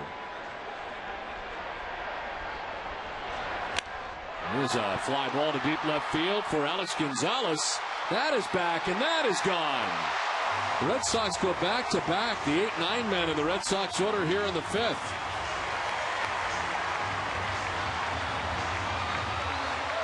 All of a sudden, Alex Gonzalez with a home run stride. Now back-to-back nights for Gonzalez with home runs in a Red Sox uniform. Now he has a total of 3 since joining the Red Sox. He gets a cut fastball middle in and finds the monster seats. Only good news for Danks, they are both solo home runs. And his offense has provided quite a bit tonight. 9 runs as the Red Sox get to him for 2 solo shots here in the 5th.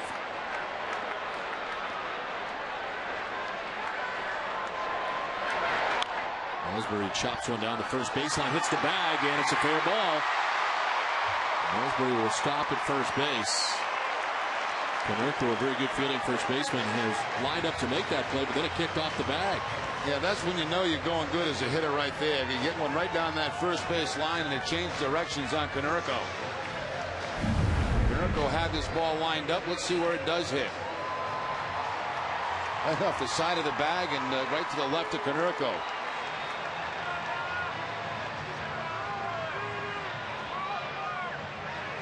Now, if you were in the 0 for 20 skid, something like that, that ball would have went right over the bag and right into the glove. Well, Ellsbury has 2 hits tonight. The Sox had just 2 hits coming into this inning. They now have 3. And they're making some noise in the 5th.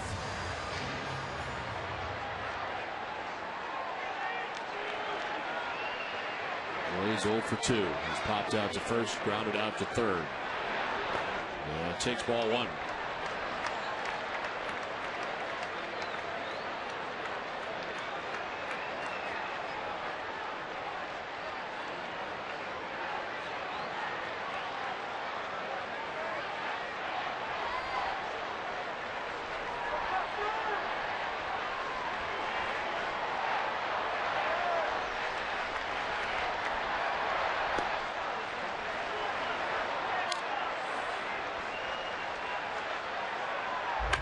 Leaders are brought to you by Olympia Sports. 2 highs in the American League. Red Sox are third with 166 now. They got 2 tonight. Yankees on top at 195. Then the Rangers.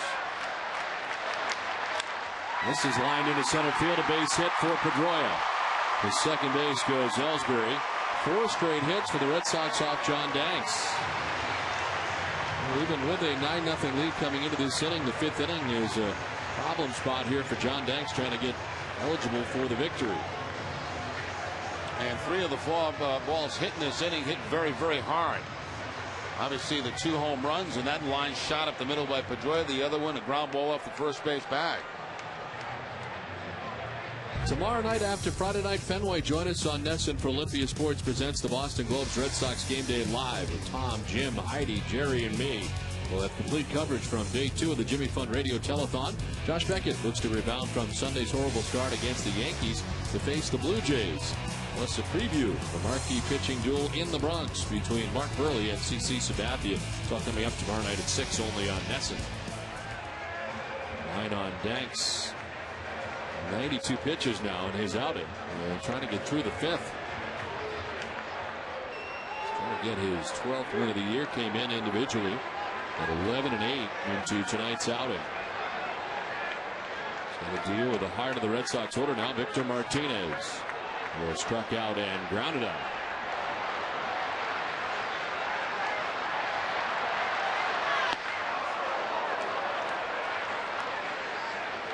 Victor Martinez has had some bad cuts against that cut fastball tonight from John Danks.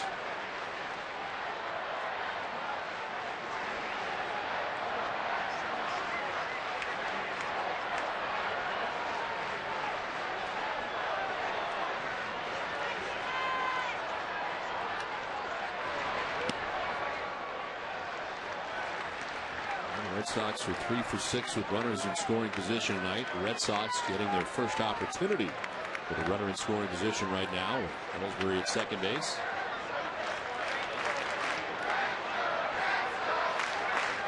Enjoy it first, 1 out.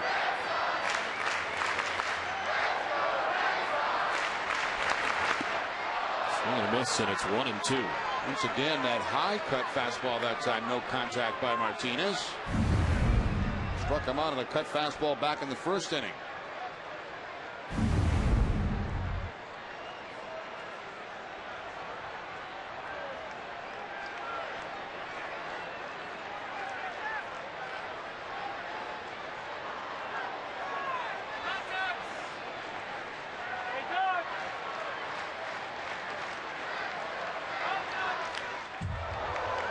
It's a piece and fouls it back, 1-2.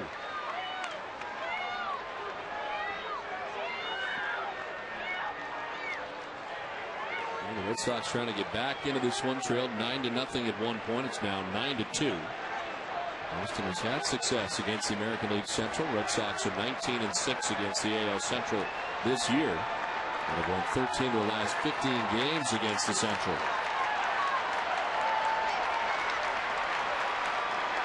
The 1-2 pitch. Martinez hits a fly ball to right center field. Sednick calling and catching out number 2. No advance for the base runners, and there's 2 outs here in the 5th. After a steady diet of cut fastballs and straight fastballs, Danks goes to the breaking ball to get the fly ball out. Curveball from John Danks. And the fly ball to center field for Scott Posednik.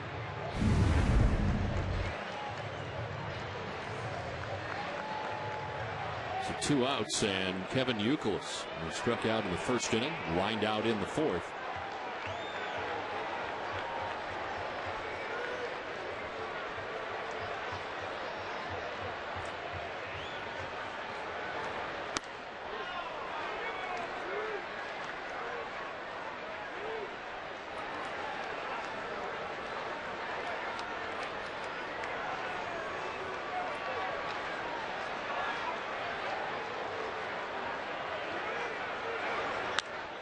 Looks at foul and finds himself in a hole. 0-2.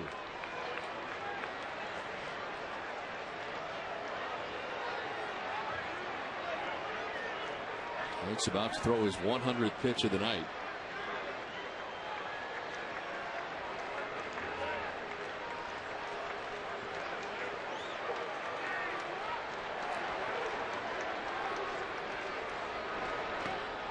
Gets away from Brzezinski. Trying to move up was Pedroia. They throw behind him. Got him in the rundown. Now coming home is Ellsbury, and he will be out.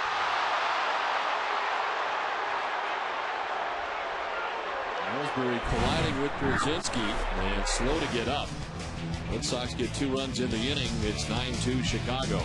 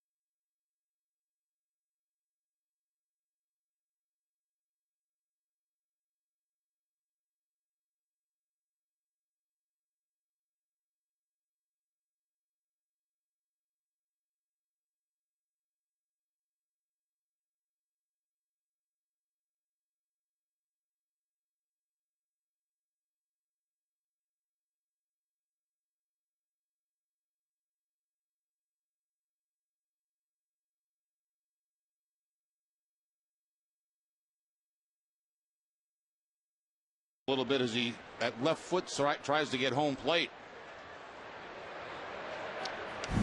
Kind of a strange play. I thought they were just going to tag Pedroia and allow the run to score with the big lead, but no, they elect to come home and they do get Ellsbury at home plate.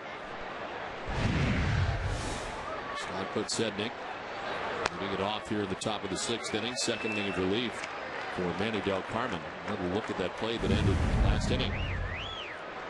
Dustin Pedroia a little overzealous at first base after heading back to the bag. Now they got him picked off. Yeah, I think I expected them to just go ahead and tag Pedroia and give up the run, but they didn't. They came home and they were able to get Ellsbury at home plate.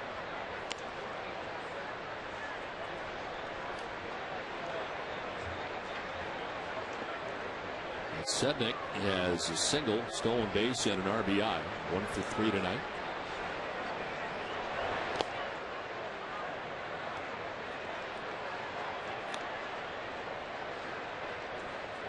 Michi Tazawa pitched the first 4 innings, giving up the 9 runs the White Sox have on 10 hits. Off the batter, struck out 2. Del Carmen had a 1-2-3 fifth, and then facing his first batter of the 6th inning.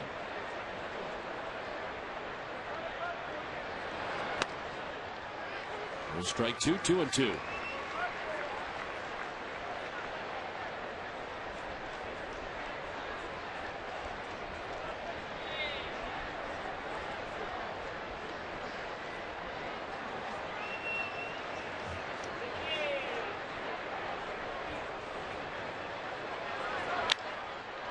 Center field ball. Baldelli just into the game, moves over to make the catch for out number 1.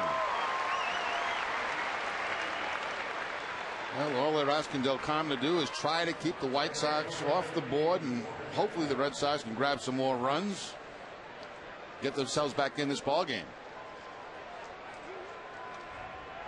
And so far, Del Carmen has done that. He's got the first out of the 6th inning. Gordon Beckham is coming up. He's had a quiet night at the plate. One of the few White Sox to have a quiet night at the plate. He was grounded out and struck out twice.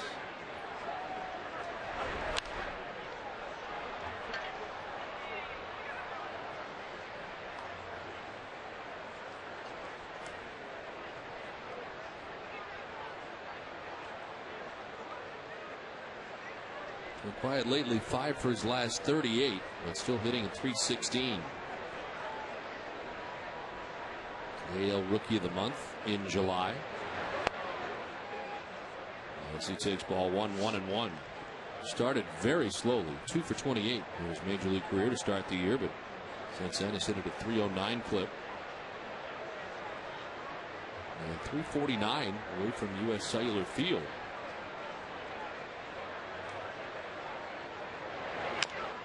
High chopper left side. Gonzalez on the run and in plenty of time. 2 down.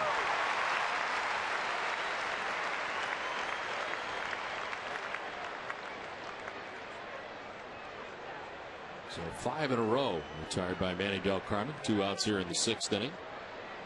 And it brings up A.J. Pierzynski.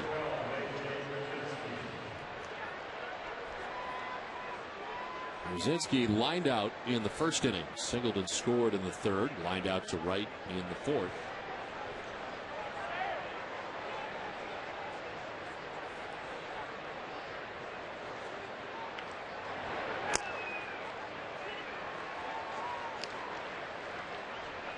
A.J. Carrasco up in the pen for the White Sox. John Danks in an even 100 pitches through the first 5 innings.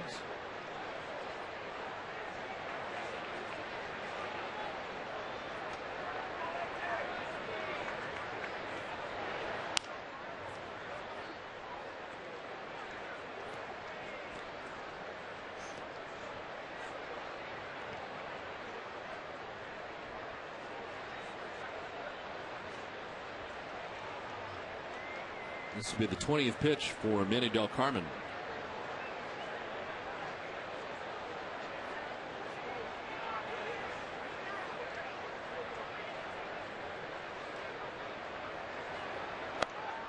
They elevate. Pierzynski doesn't chase, and it's 1-2. Outfield is deep and straight away.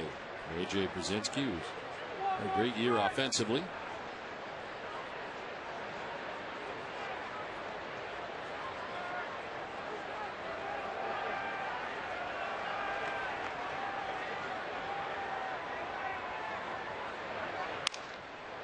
It's jammed and flips it out to shallow right center. Drops in for a base hit as Drew goes to gather it.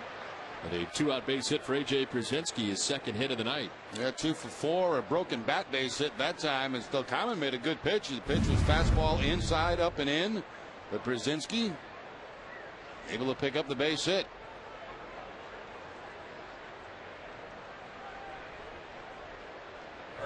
Eleven hits now on the night for the Chicago White Sox.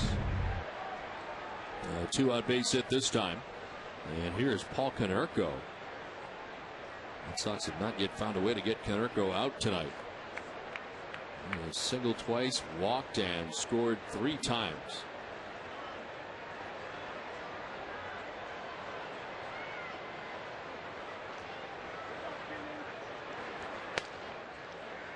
Strike one on the fastball.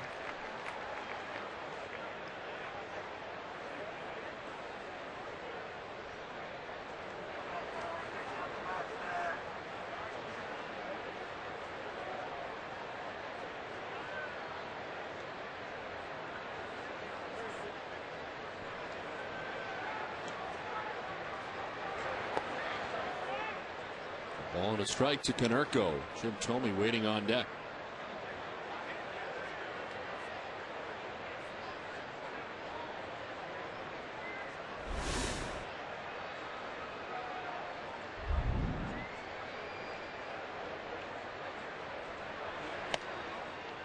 All 2-2-1.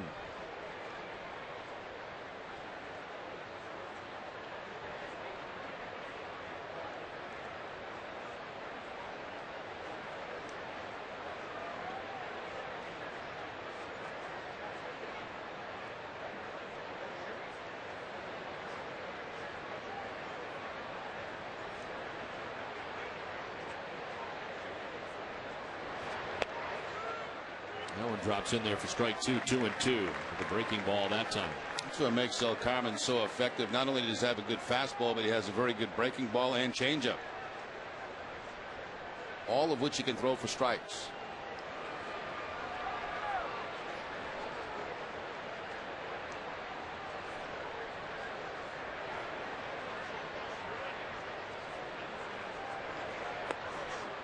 Misses this time, and it's a full count to Konerko.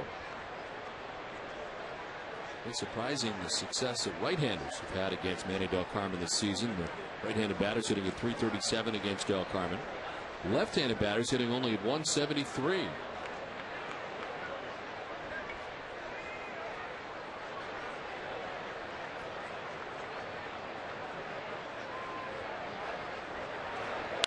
Konerko hits a one-hopper to short, pick by Gonzalez nicely, and he throws him out. First time the Red Sox have retired Konerko. We played 5.5. It's 9-2 Chicago.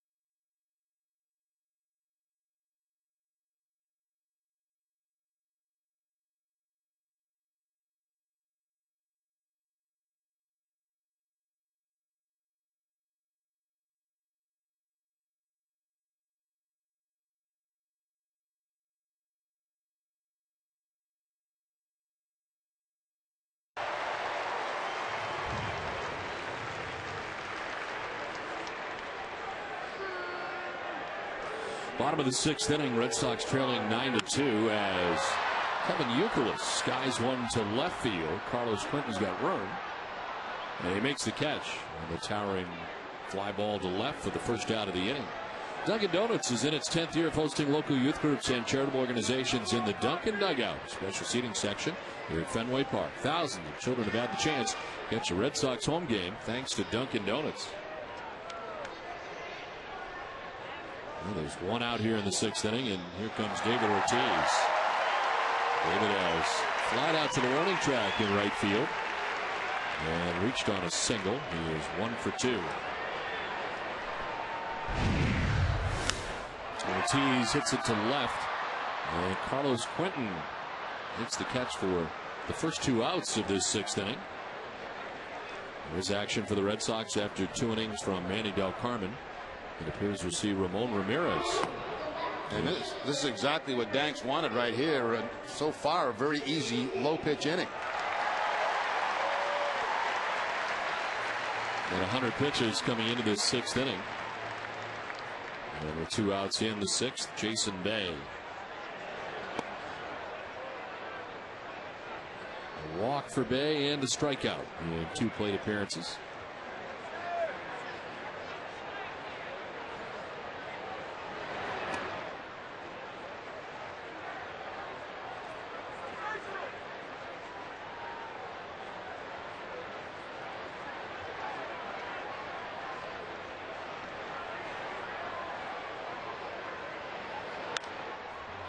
Off to the right, and it's 2-1. Well, Red Sox with 2 home runs tonight. They've gone deep in 12 of their last 13 games.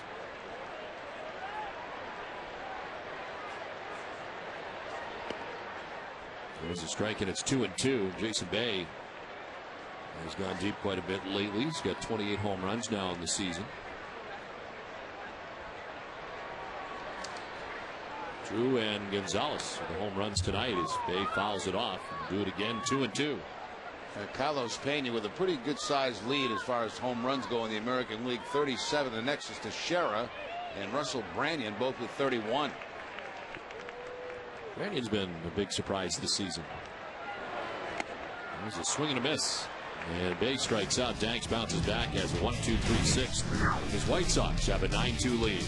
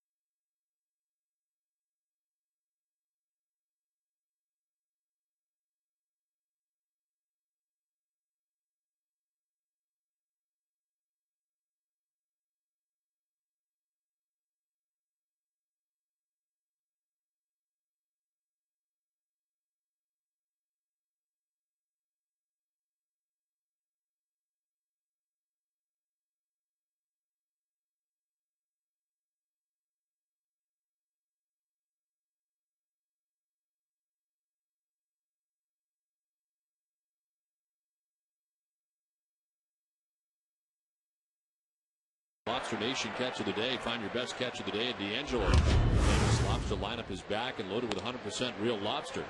Try the lobster roll, the baked stuffed lobster on the lobster sandwich. On, you deserve D'Angelo. The pitcher is Ramon Ramirez as we move along here to the 7th inning. Jim Thome, the first batter. We'd like to welcome Dan Party to the booth. Dan, very nice to meet you. How you doing? Nice to meet you. Very good. And of course, the Jimmy Fund Radio Telethon. Tell us a little bit about your story. When I was 7 years old, I was diagnosed with acute lymphoblastic leukemia, ALL, type of cancer. And when I originally went to the hospital to go into the hospital. I didn't really know what was going on. So kind of when you wake up in a hospital, it's kind of spooky for a 7-year-old. But and, you know, so as a 7-year-old, I didn't know what was going on, so I thought it was something that everyone went through.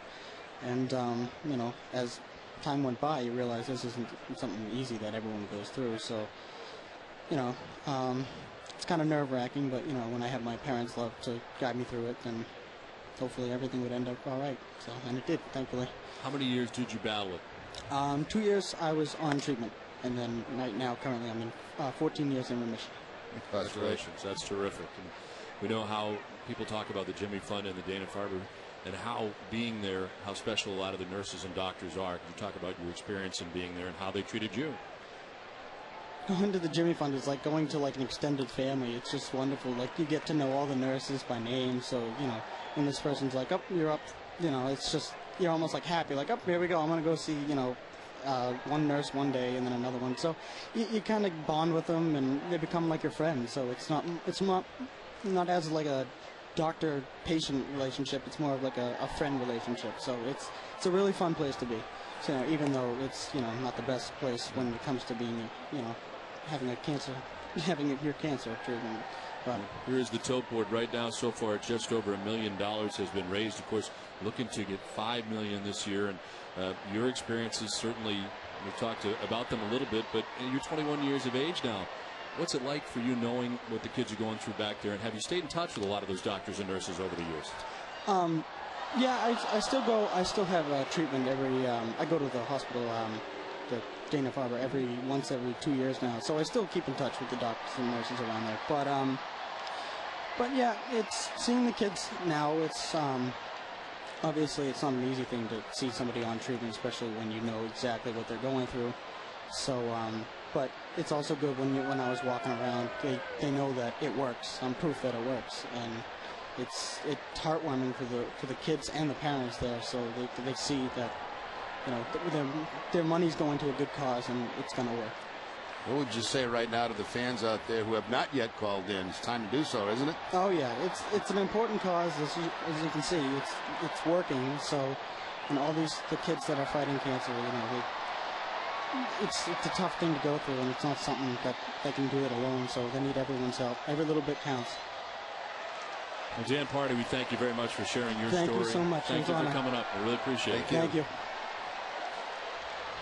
Well, we hope again tonight you will donate. 877-738-1234, the phone number.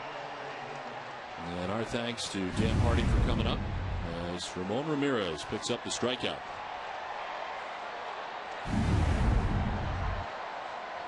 One out here in the 7th inning, and Mark Kotze coming up.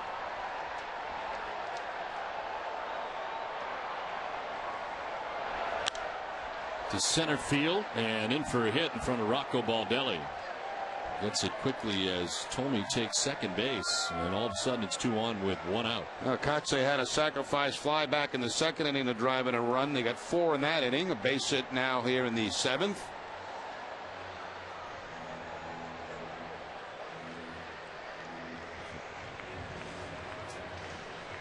Well, it's time now for the Coors Light Freeze Camp. Jacoby Ellsbury getting injured as he's trying to get in.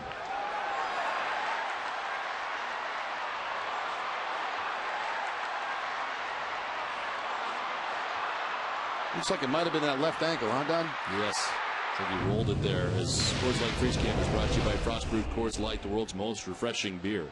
And I guess the good news from that is he was able to walk off on his own power and appeared to be okay. Red Sox taking him out, but I'm guessing it's for precautionary reasons.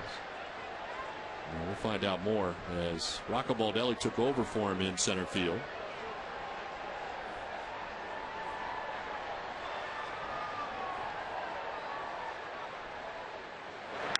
Ramirez to right field, and that's in for a base hit. Tomey being stopped at third as Drew gets it back in. The White Sox have him loaded now with 1 out. Alexi Ramirez having a good night. He's got 2 hits, a double back in the 3rd inning. Now this single, and the base is loaded off Ramirez. Fastball up in the zone, gets on top of it and puts it on a line.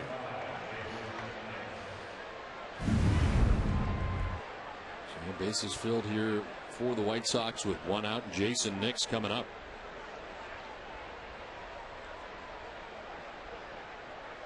That's with a double and a single. He was grounded out. There's 3 RBIs. The number 9 spot in the White Sox order.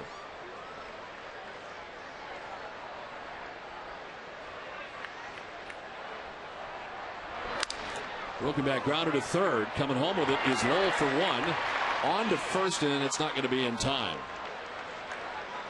Play at the plate to retire Tomey for the second out of the inning. Had 2 options there for Mike Lowell. Either go the 5-4-3 route or the 5-2-3. Elects to come home with it. They do get the 4-sided home plate. But the return throw to first base, not quite in time to get Nix. So 2 down, and the base is loaded. Top of the order, Scott Podsednik coming up. There's flied out, single. Flied out, flied out. So 1 for 4 with an RBI.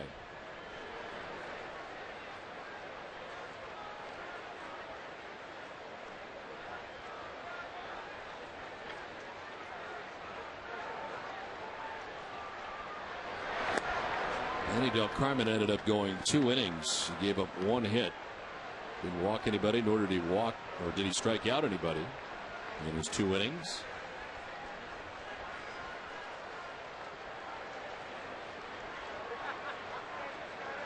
All the runs charged to Tazawa went the first 4. Ground ball right side. Youkilis will flip to Ramirez for the out. That ends the inning. It is 9-2 Chicago, in time for a Sports Desk update with Cole Wright.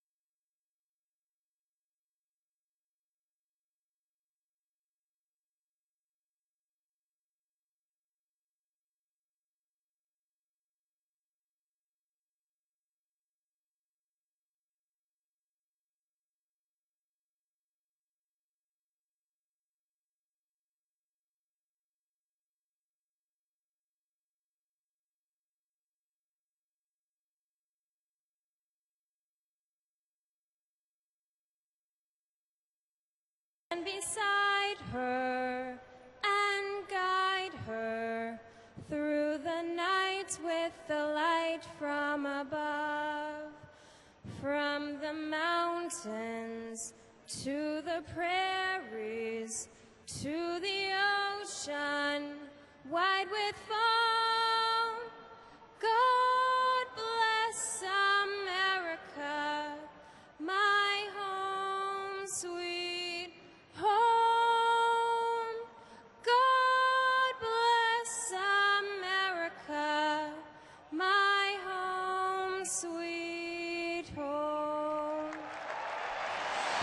Nice job by Kelly Bernard here at Fenway Park as the reliever up in the pen is Nick Green.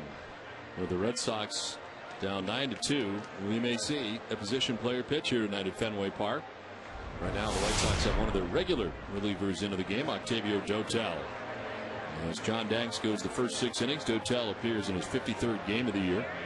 3.08 earned run average, a 228 opponent batting average. We've seen Dotel in the series.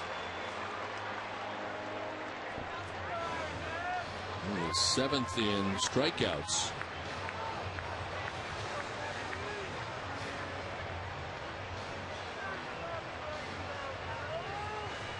He's given up 3 earned runs in 1 inning here in this series against the Red Sox.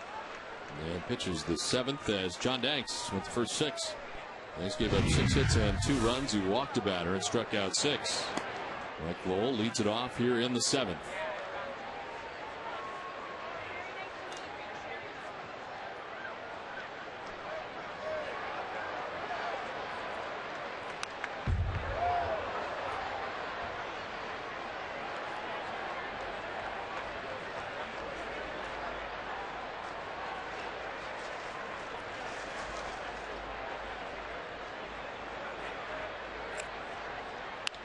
On the ground to third base. Beckham throws out low for the first out of the 7th. The Amica Pit Zone is brought to you by Amica Insurance. Get the right auto and home coverage at amicacoverage.com.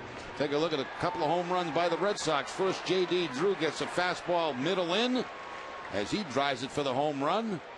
And then Alex Gonzalez cut fastball right out over the plate. Those are the 2 runs that Danks gave up in his 6-inning effort. 1 out here in the 7th inning for J.D. Drew, who takes strike 1.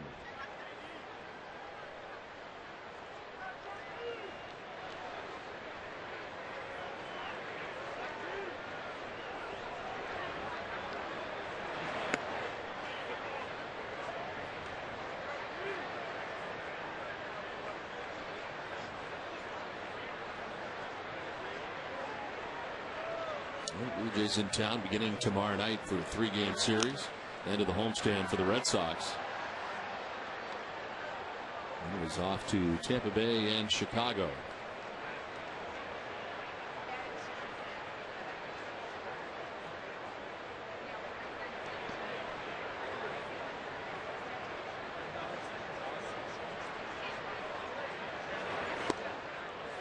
Inside 2-2. Red Sox bullpen 5th in earned run average in the American League at 3.82. 6 right-handers, 2 lefties in the pen. Drew holds up according to Adrian Johnson, third base umpire. And it's a full count.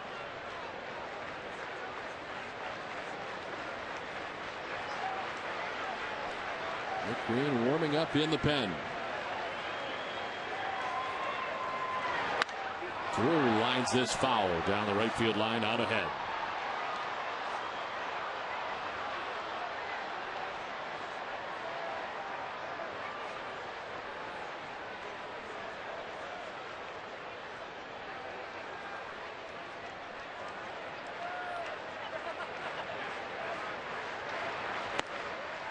There's ball 4 and a 1-out walk for J.D. Drew.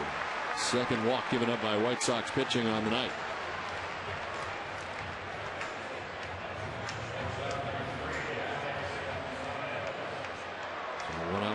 And Alex Gonzalez a batter.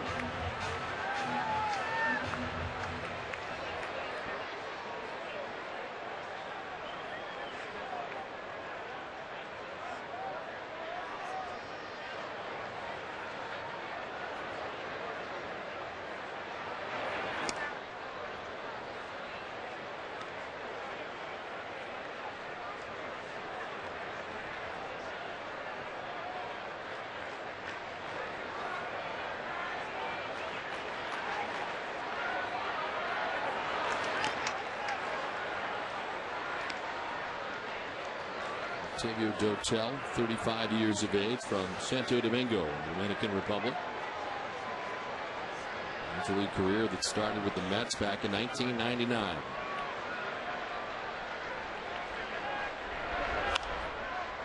Popped up, sending the second baseman Nix to shallow right center to make the catch for the second out of the inning. Stay with Nesson immediately following the game for WB Mason's Extra Innings with TC, Jim, and Heidi with a full recap from Game 1 of the Jimmy Fund Radio Telethon. You get post-game comments from manager Terry Francona on Shinichi Tozawa's start. Plus, we'll hear from the players in the Red Sox clubhouse uncut. It's all coming up right after the game.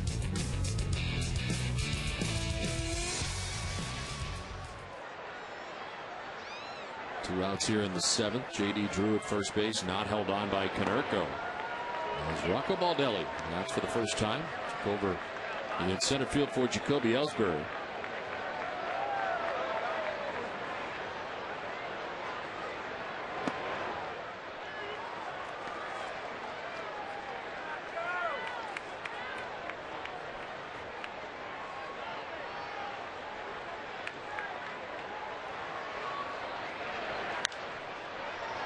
Popped up back a third. Beckham and Ramirez, and it's back into the seats.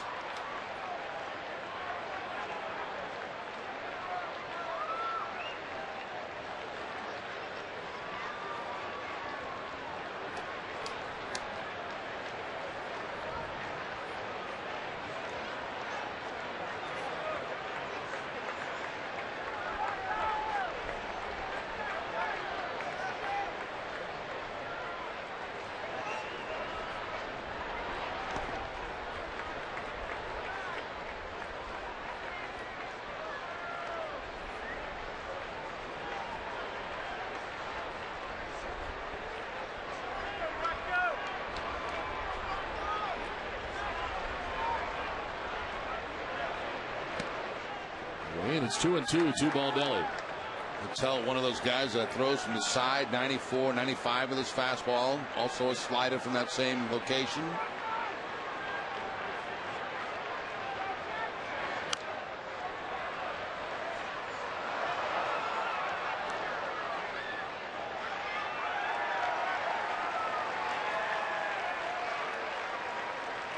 The Red Sox offense working well early in this game with 4 in the second, 4 in the third, a run in the fourth. Baldelli down on strikes, and the Red Sox are gone in the seventh. We played 7. Chicago on top 9-2.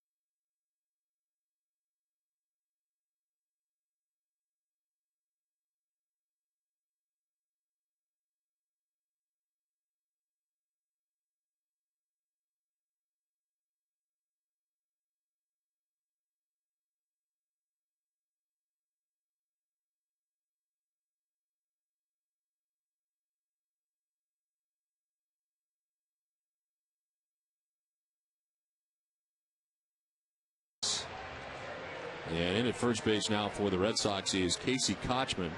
And in at pitcher, making his major league debut as a pitcher, is Nick Green. We saw him warming up in the pen. First position player the Red Sox have used since Van Every back on April 30th. He pitched in a game at Tropicana Field in Tampa. Now this is something Terry Francona does not like to do, but trying to save that bullpen.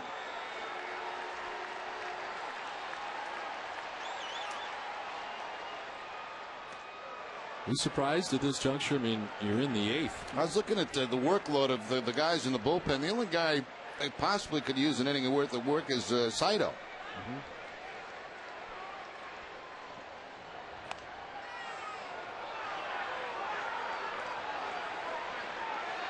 It was 3-0 to Beckham.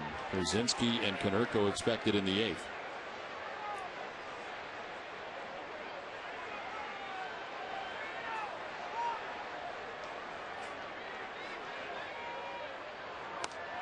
There's a strike, and it's 3-1.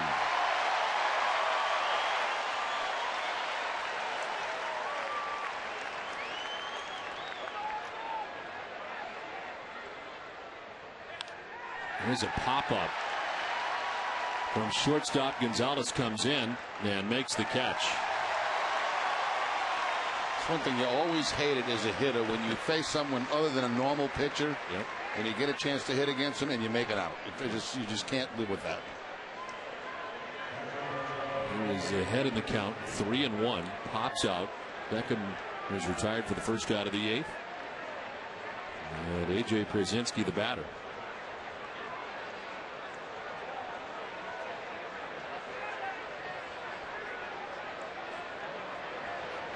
And that one up and away. He's throwing hard. He's been 89-90. Yeah, he's got a good arm. We know that from his days at shortstop.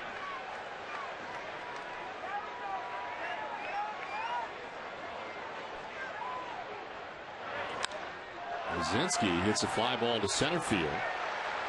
Belly underneath it. And there's 2 down in the 8th. So far, all fastballs from Nick Green. Guys in the pen are getting a kick out of this. 2 away in the 8th. Does he become a member of the Pirates now? An honorary member of the Pirates up there.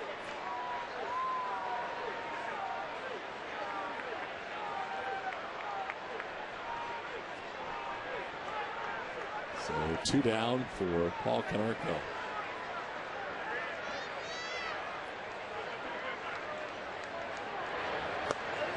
And strike 1.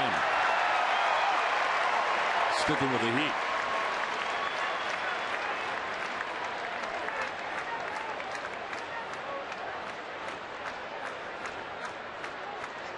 Might be a breaking ball here. Slider. In the dirt, it's 1-1. Well, he has appeared at shortstop, second base, third base, left field. Tonight comes in as a pitcher.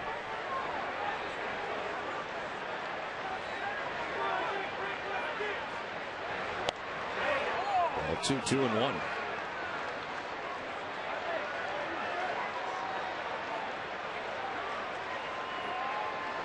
You may have the 9th on. You better get down and loosen up.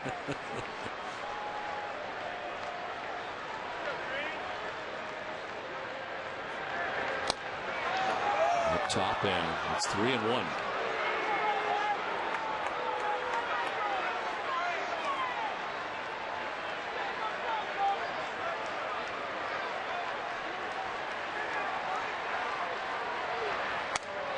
Ball 4, and he walks Konerko. So a 2-out base runner here for the White Sox in the 8th.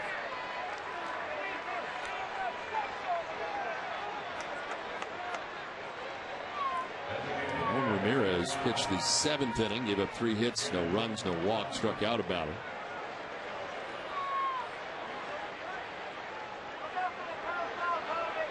And Tommy standing in with 2 outs and Konerko at first base.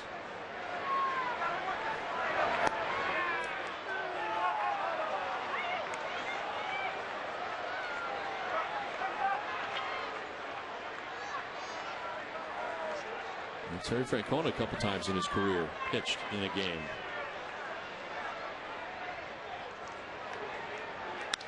There's the ground ball into the shift. Pedroia in right. Throws out Tomey. Nick Green's debut is a good one. It's 9-2 White Sox.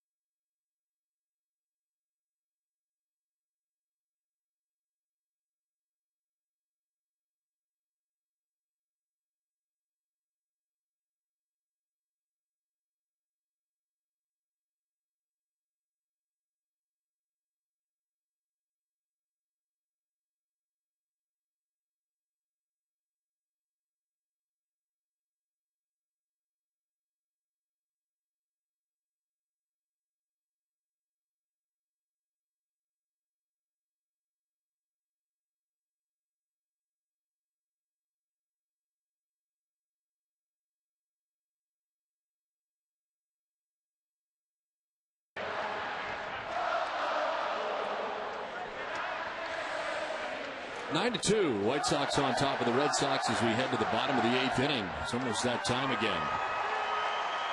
As Octavio Dotel is back on the hill for the White Sox. As Pedroia, Martinez, and Euclid to bat in the 8th. To right field, Kotze moves over and makes the catch on Pedroia for the first out in the bottom of the 8th. A mild left ankle sprain for Jacoby Ellsbury, the reason he left the game tonight. And get another look here at that left ankle.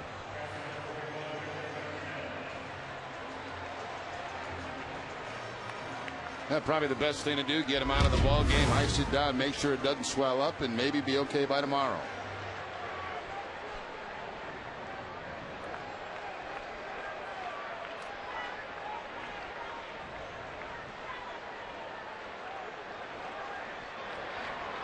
To Martinez. It's a hard hit ball to first, but Canuck goes there. And there's 2 down. 2 up, 2 down in the 8th. After the game, stay tuned for Granite City Electric's Red Sox final. Get an up-to-the-minute AL East and wildcard update. TC and Jim will answer viewer questions from our NESN.com inbox. And we'll preview the weekend series between the Sox and the Jays. It's all coming up after the game on NESN. And don't forget, you can contribute tonight to the Jimmy Fund Radio Telethon. Lines will be open till midnight tonight. Volunteers manning the phones. Understand you'll be going down and hosting the show too after the ball game tonight. I will indeed. Joined by Heidi Watney. Maybe when I get home I'll give you a call. Give us a call. That'd be great. I'll be there at midnight. Will you be up at midnight? Good chance. It's only goes to 10. Maybe not. Maybe not. Maybe not. Rico's batting with 2 outs. No Nick Green, it appears, in the 9th inning. As nobody's warming in the Red Sox pen, Nick Green faced 4 batters. Walked Paul Konerko, but retired Beckham, Pierzynski, and Tomey.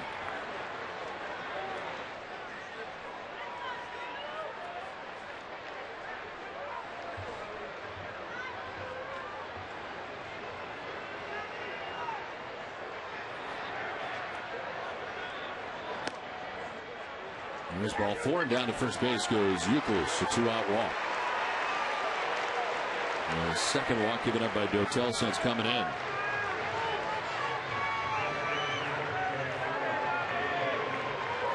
And a chance for David Ortiz here in the 8th.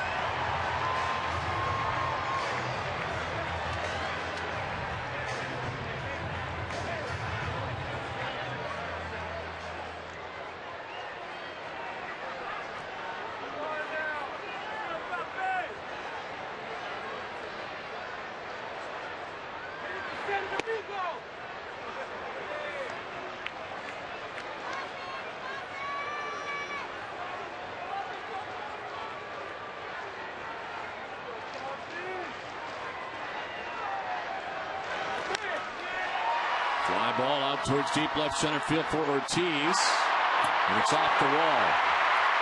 Youkilis from first base going to try and score. He will. Wall ball, RBI double for David Ortiz. And it's 9-3 Chicago.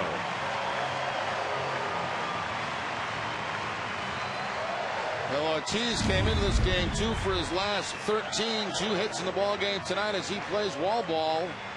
Long high fly ball to the opposite field and off that left field wall. Ortiz picks up his 78th RBI of the season and his 28th double.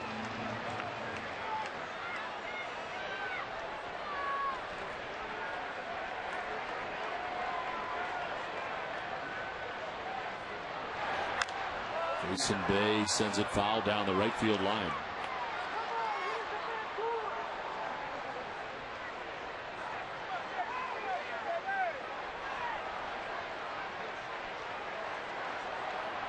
A walk and 2 strikeouts tonight.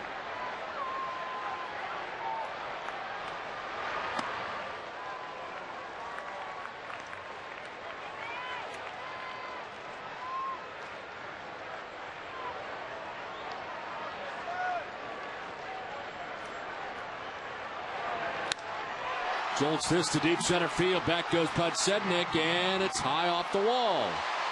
From second comes Ortiz with the 4th Red Sox run. Some 2-out damage for Boston here in the 8th.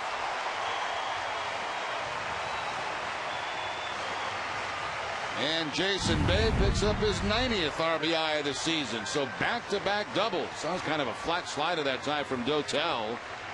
And Jason Bay takes it off the left field wall.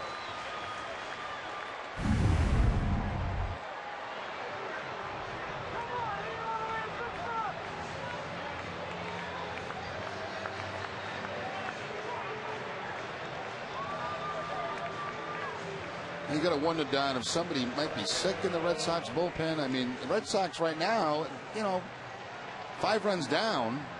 And it's totally out of the norm for Terry Francona to use a position player to boot. It really is. I mean, you do have guys, possibilities out there. You get Billy Wagner's going to throw tomorrow, so he is going to be available tomorrow. They buy some time here to the White Sox by sending Krasinski out there to talk to Dotel, but it is out of the norm all the way around for Terry Francona to have done this tonight.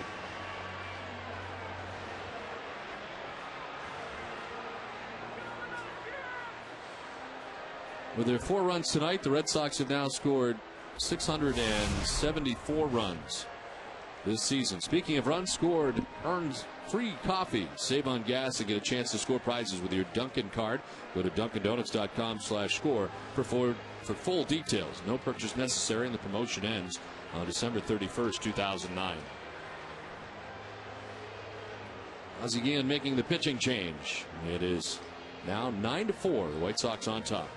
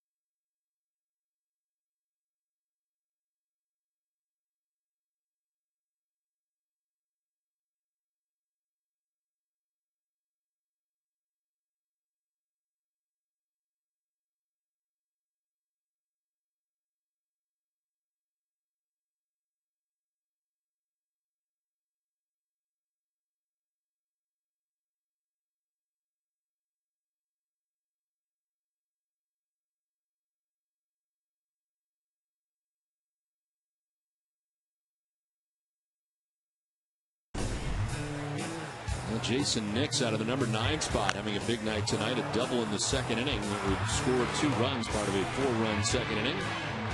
Red Sox picked up in the third where they left off in the second as Carlos Quentin would hit a home run, part of a 4-run third. Red Sox tonight had a tough night. Junichic's out, gives up 9 runs in 4 innings. And of course, the play at the plate, Jacoby Ellsbury, the mild left ankle sprain, leaves for precautionary reasons. It is now 9-4 as Casey Kochman bats for the first time. Facing the new pitcher, Randy Williams. Yeah, with the couple of runs the Red Sox got, Okajima up loosening in the Red Sox bullpen.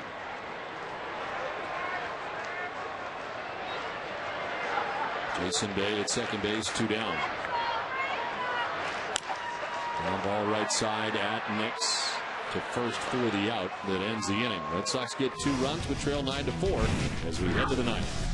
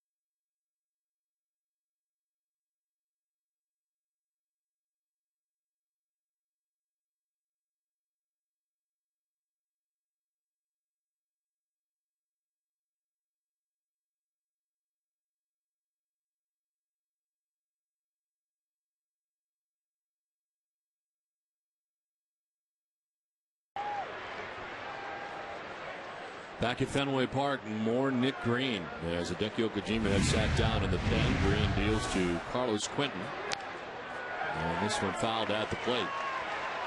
I'm still trying to figure this out. And it's almost like if the Red Sox had scored another run, you would have had Okajima in the ball game. But it's still just it's a 5-run game. Of course, you can't complain about the last inning by Nick Green. No, and he works quickly. Much the delight. It's 1-1. Gets it, throws it. He's all business.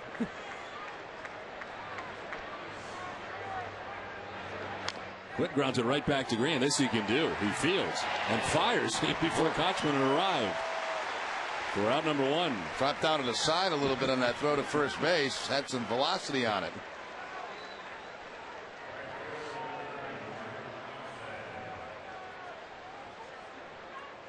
So 1 out and Mark Kotze coming up.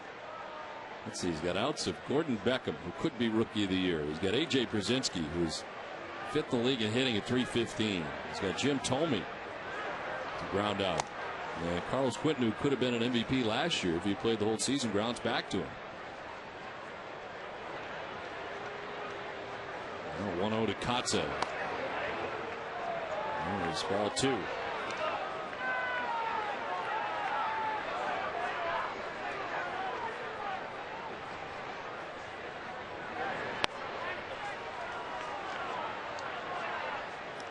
Behind 3-0.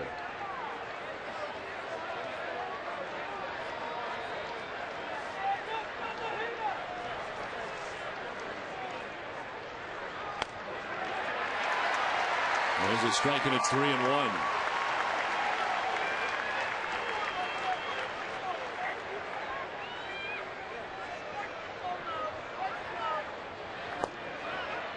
Missed by much, and down to first goes Kotze. Second walk given up by Nick Green.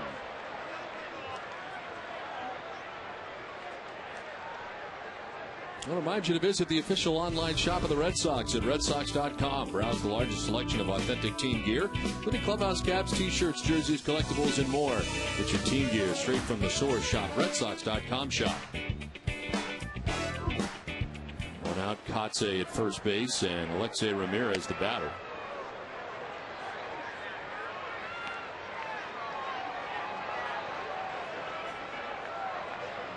Nick Green has thrown 23 pitches, only 8 strikes. And he misses that time, 2-0. Nothing's making sense to me right now. They're not holding the runner on. If I was the runner catcher, I'd be going. Am I missing something? No. Is it like a 22-1 game? No.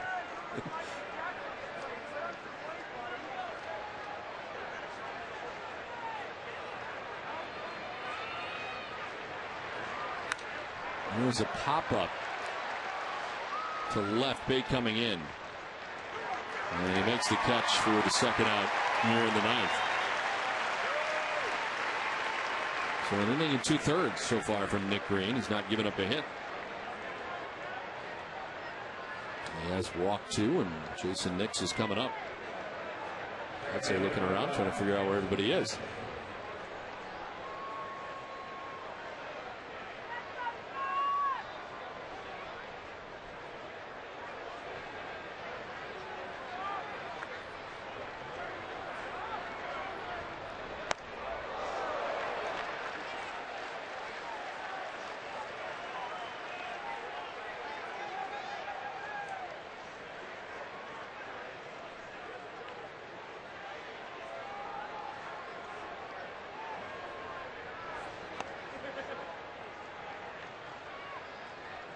He falls behind again. 2-0 the count to Jason Nix.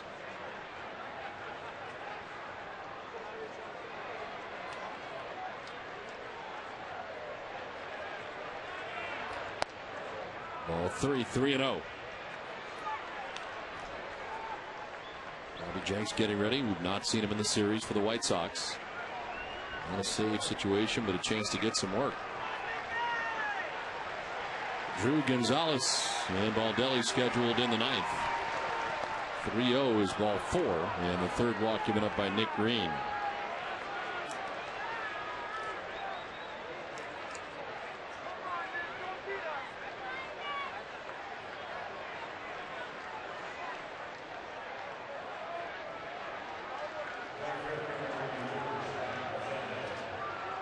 Second position player to pitch in a game for the Red Sox this season. And Nick Green trying to go 2 innings. Scott Podsednik, the batter. Ball 1, and Victor Martinez headed out to talk to Nick Green. A little trouble working out of the stretch position here for Green.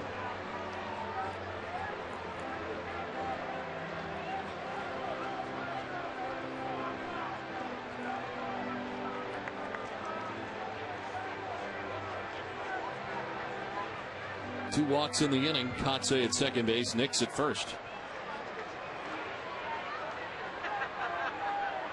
30 pitches, 9 strikes so far for Nick Green. There's a strike.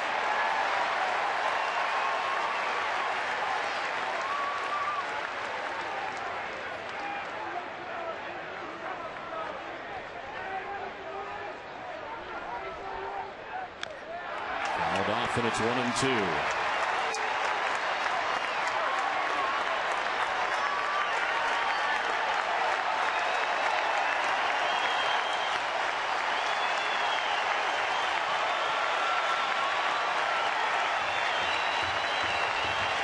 Nick Green ready with the 1-2.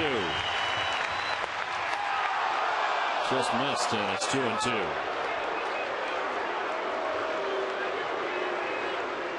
Take a look at that last pitch on the Mbika strike zone. Whoa. This one shot foul. I think he turned the fastball over a little bit and hit right at the bottom of the strike zone.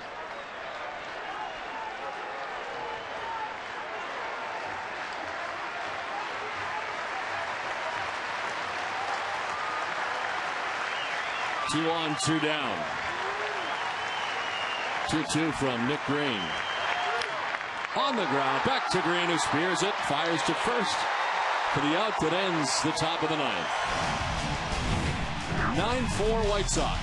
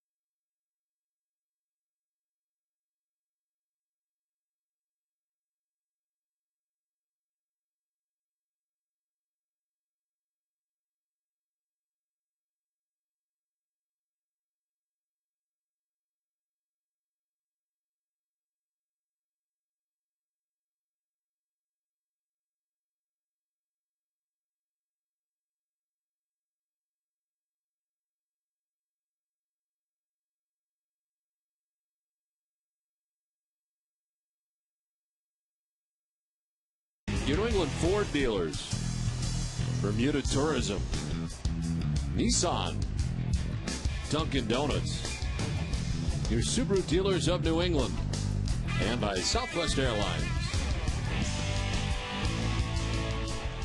9-4. The White Sox on top of the Red Sox. We head to the bottom of the ninth inning.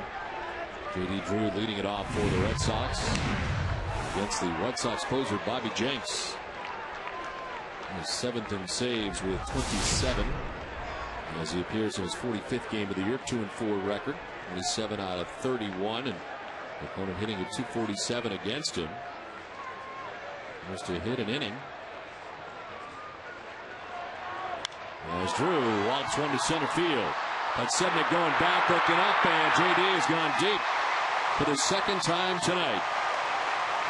Solo shot in the 5th, solo shot in the 9th, and it's now 9-5.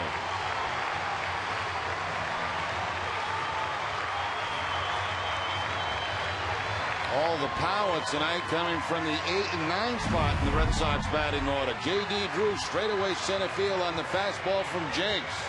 His second home run of the night.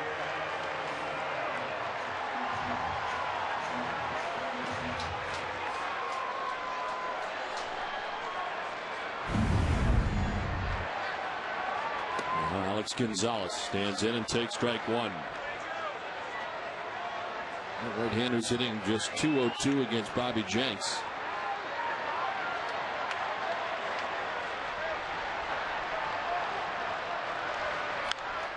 Fouled off to the right, and it's 0-2. Well, J.D. Drew with a home run. Another $500 donated to the Red Sox Foundation for that home run. Thanks to Hess and Hess Express, committed to helping the cause.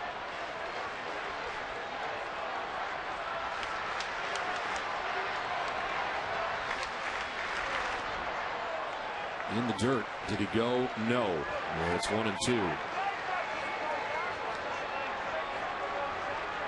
14 multi-home run games for J.D. Drew in his career. Home run to start the ninth.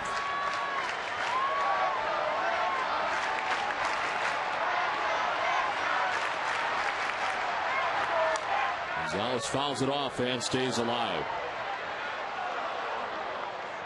Bobby Jenks has converted 87% of his career save opportunities. And currently ranks third in White Sox history. He's got 144 saves in his career. In a non-save situation tonight, he's given up the leadoff home run.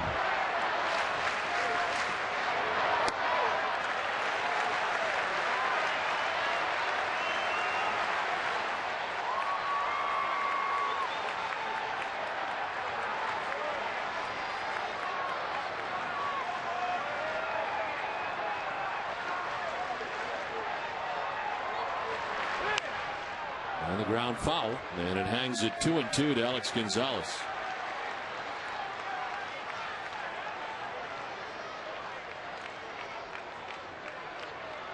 It's been 5 days since Jenks last threw. He pitched against Baltimore and picked up his 27th save of the year on Sunday. 2-2 the count. And he strikes out Gonzalez for the first out of the ninth.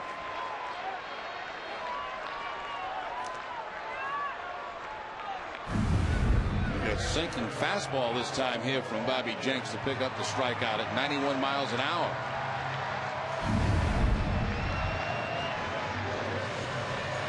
So one down to the top of the order for Rocco Baldelli. He struck out in the 7th inning and is only at bat of the night.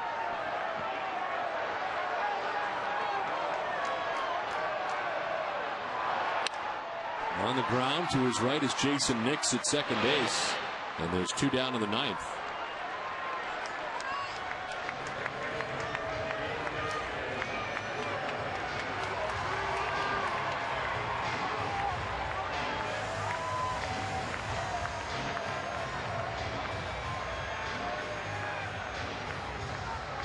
So 2 outs for Dustin Pedroia. He singled in the 5th inning. He's 1 for 4.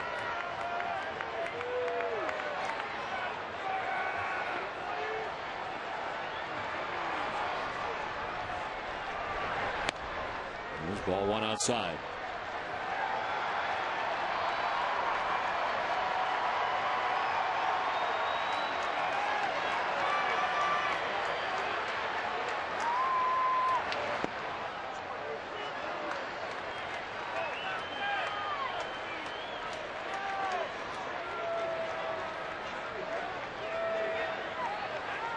Jenks with 42 strikeouts. He surpassed his 2008 total at 38 all of last year. Pedroia down the right field line. Cotte on the run to the warning track to make the catch on the backhand as the White Sox hold on and win this one 9-5. Able to salvage the last game of this series.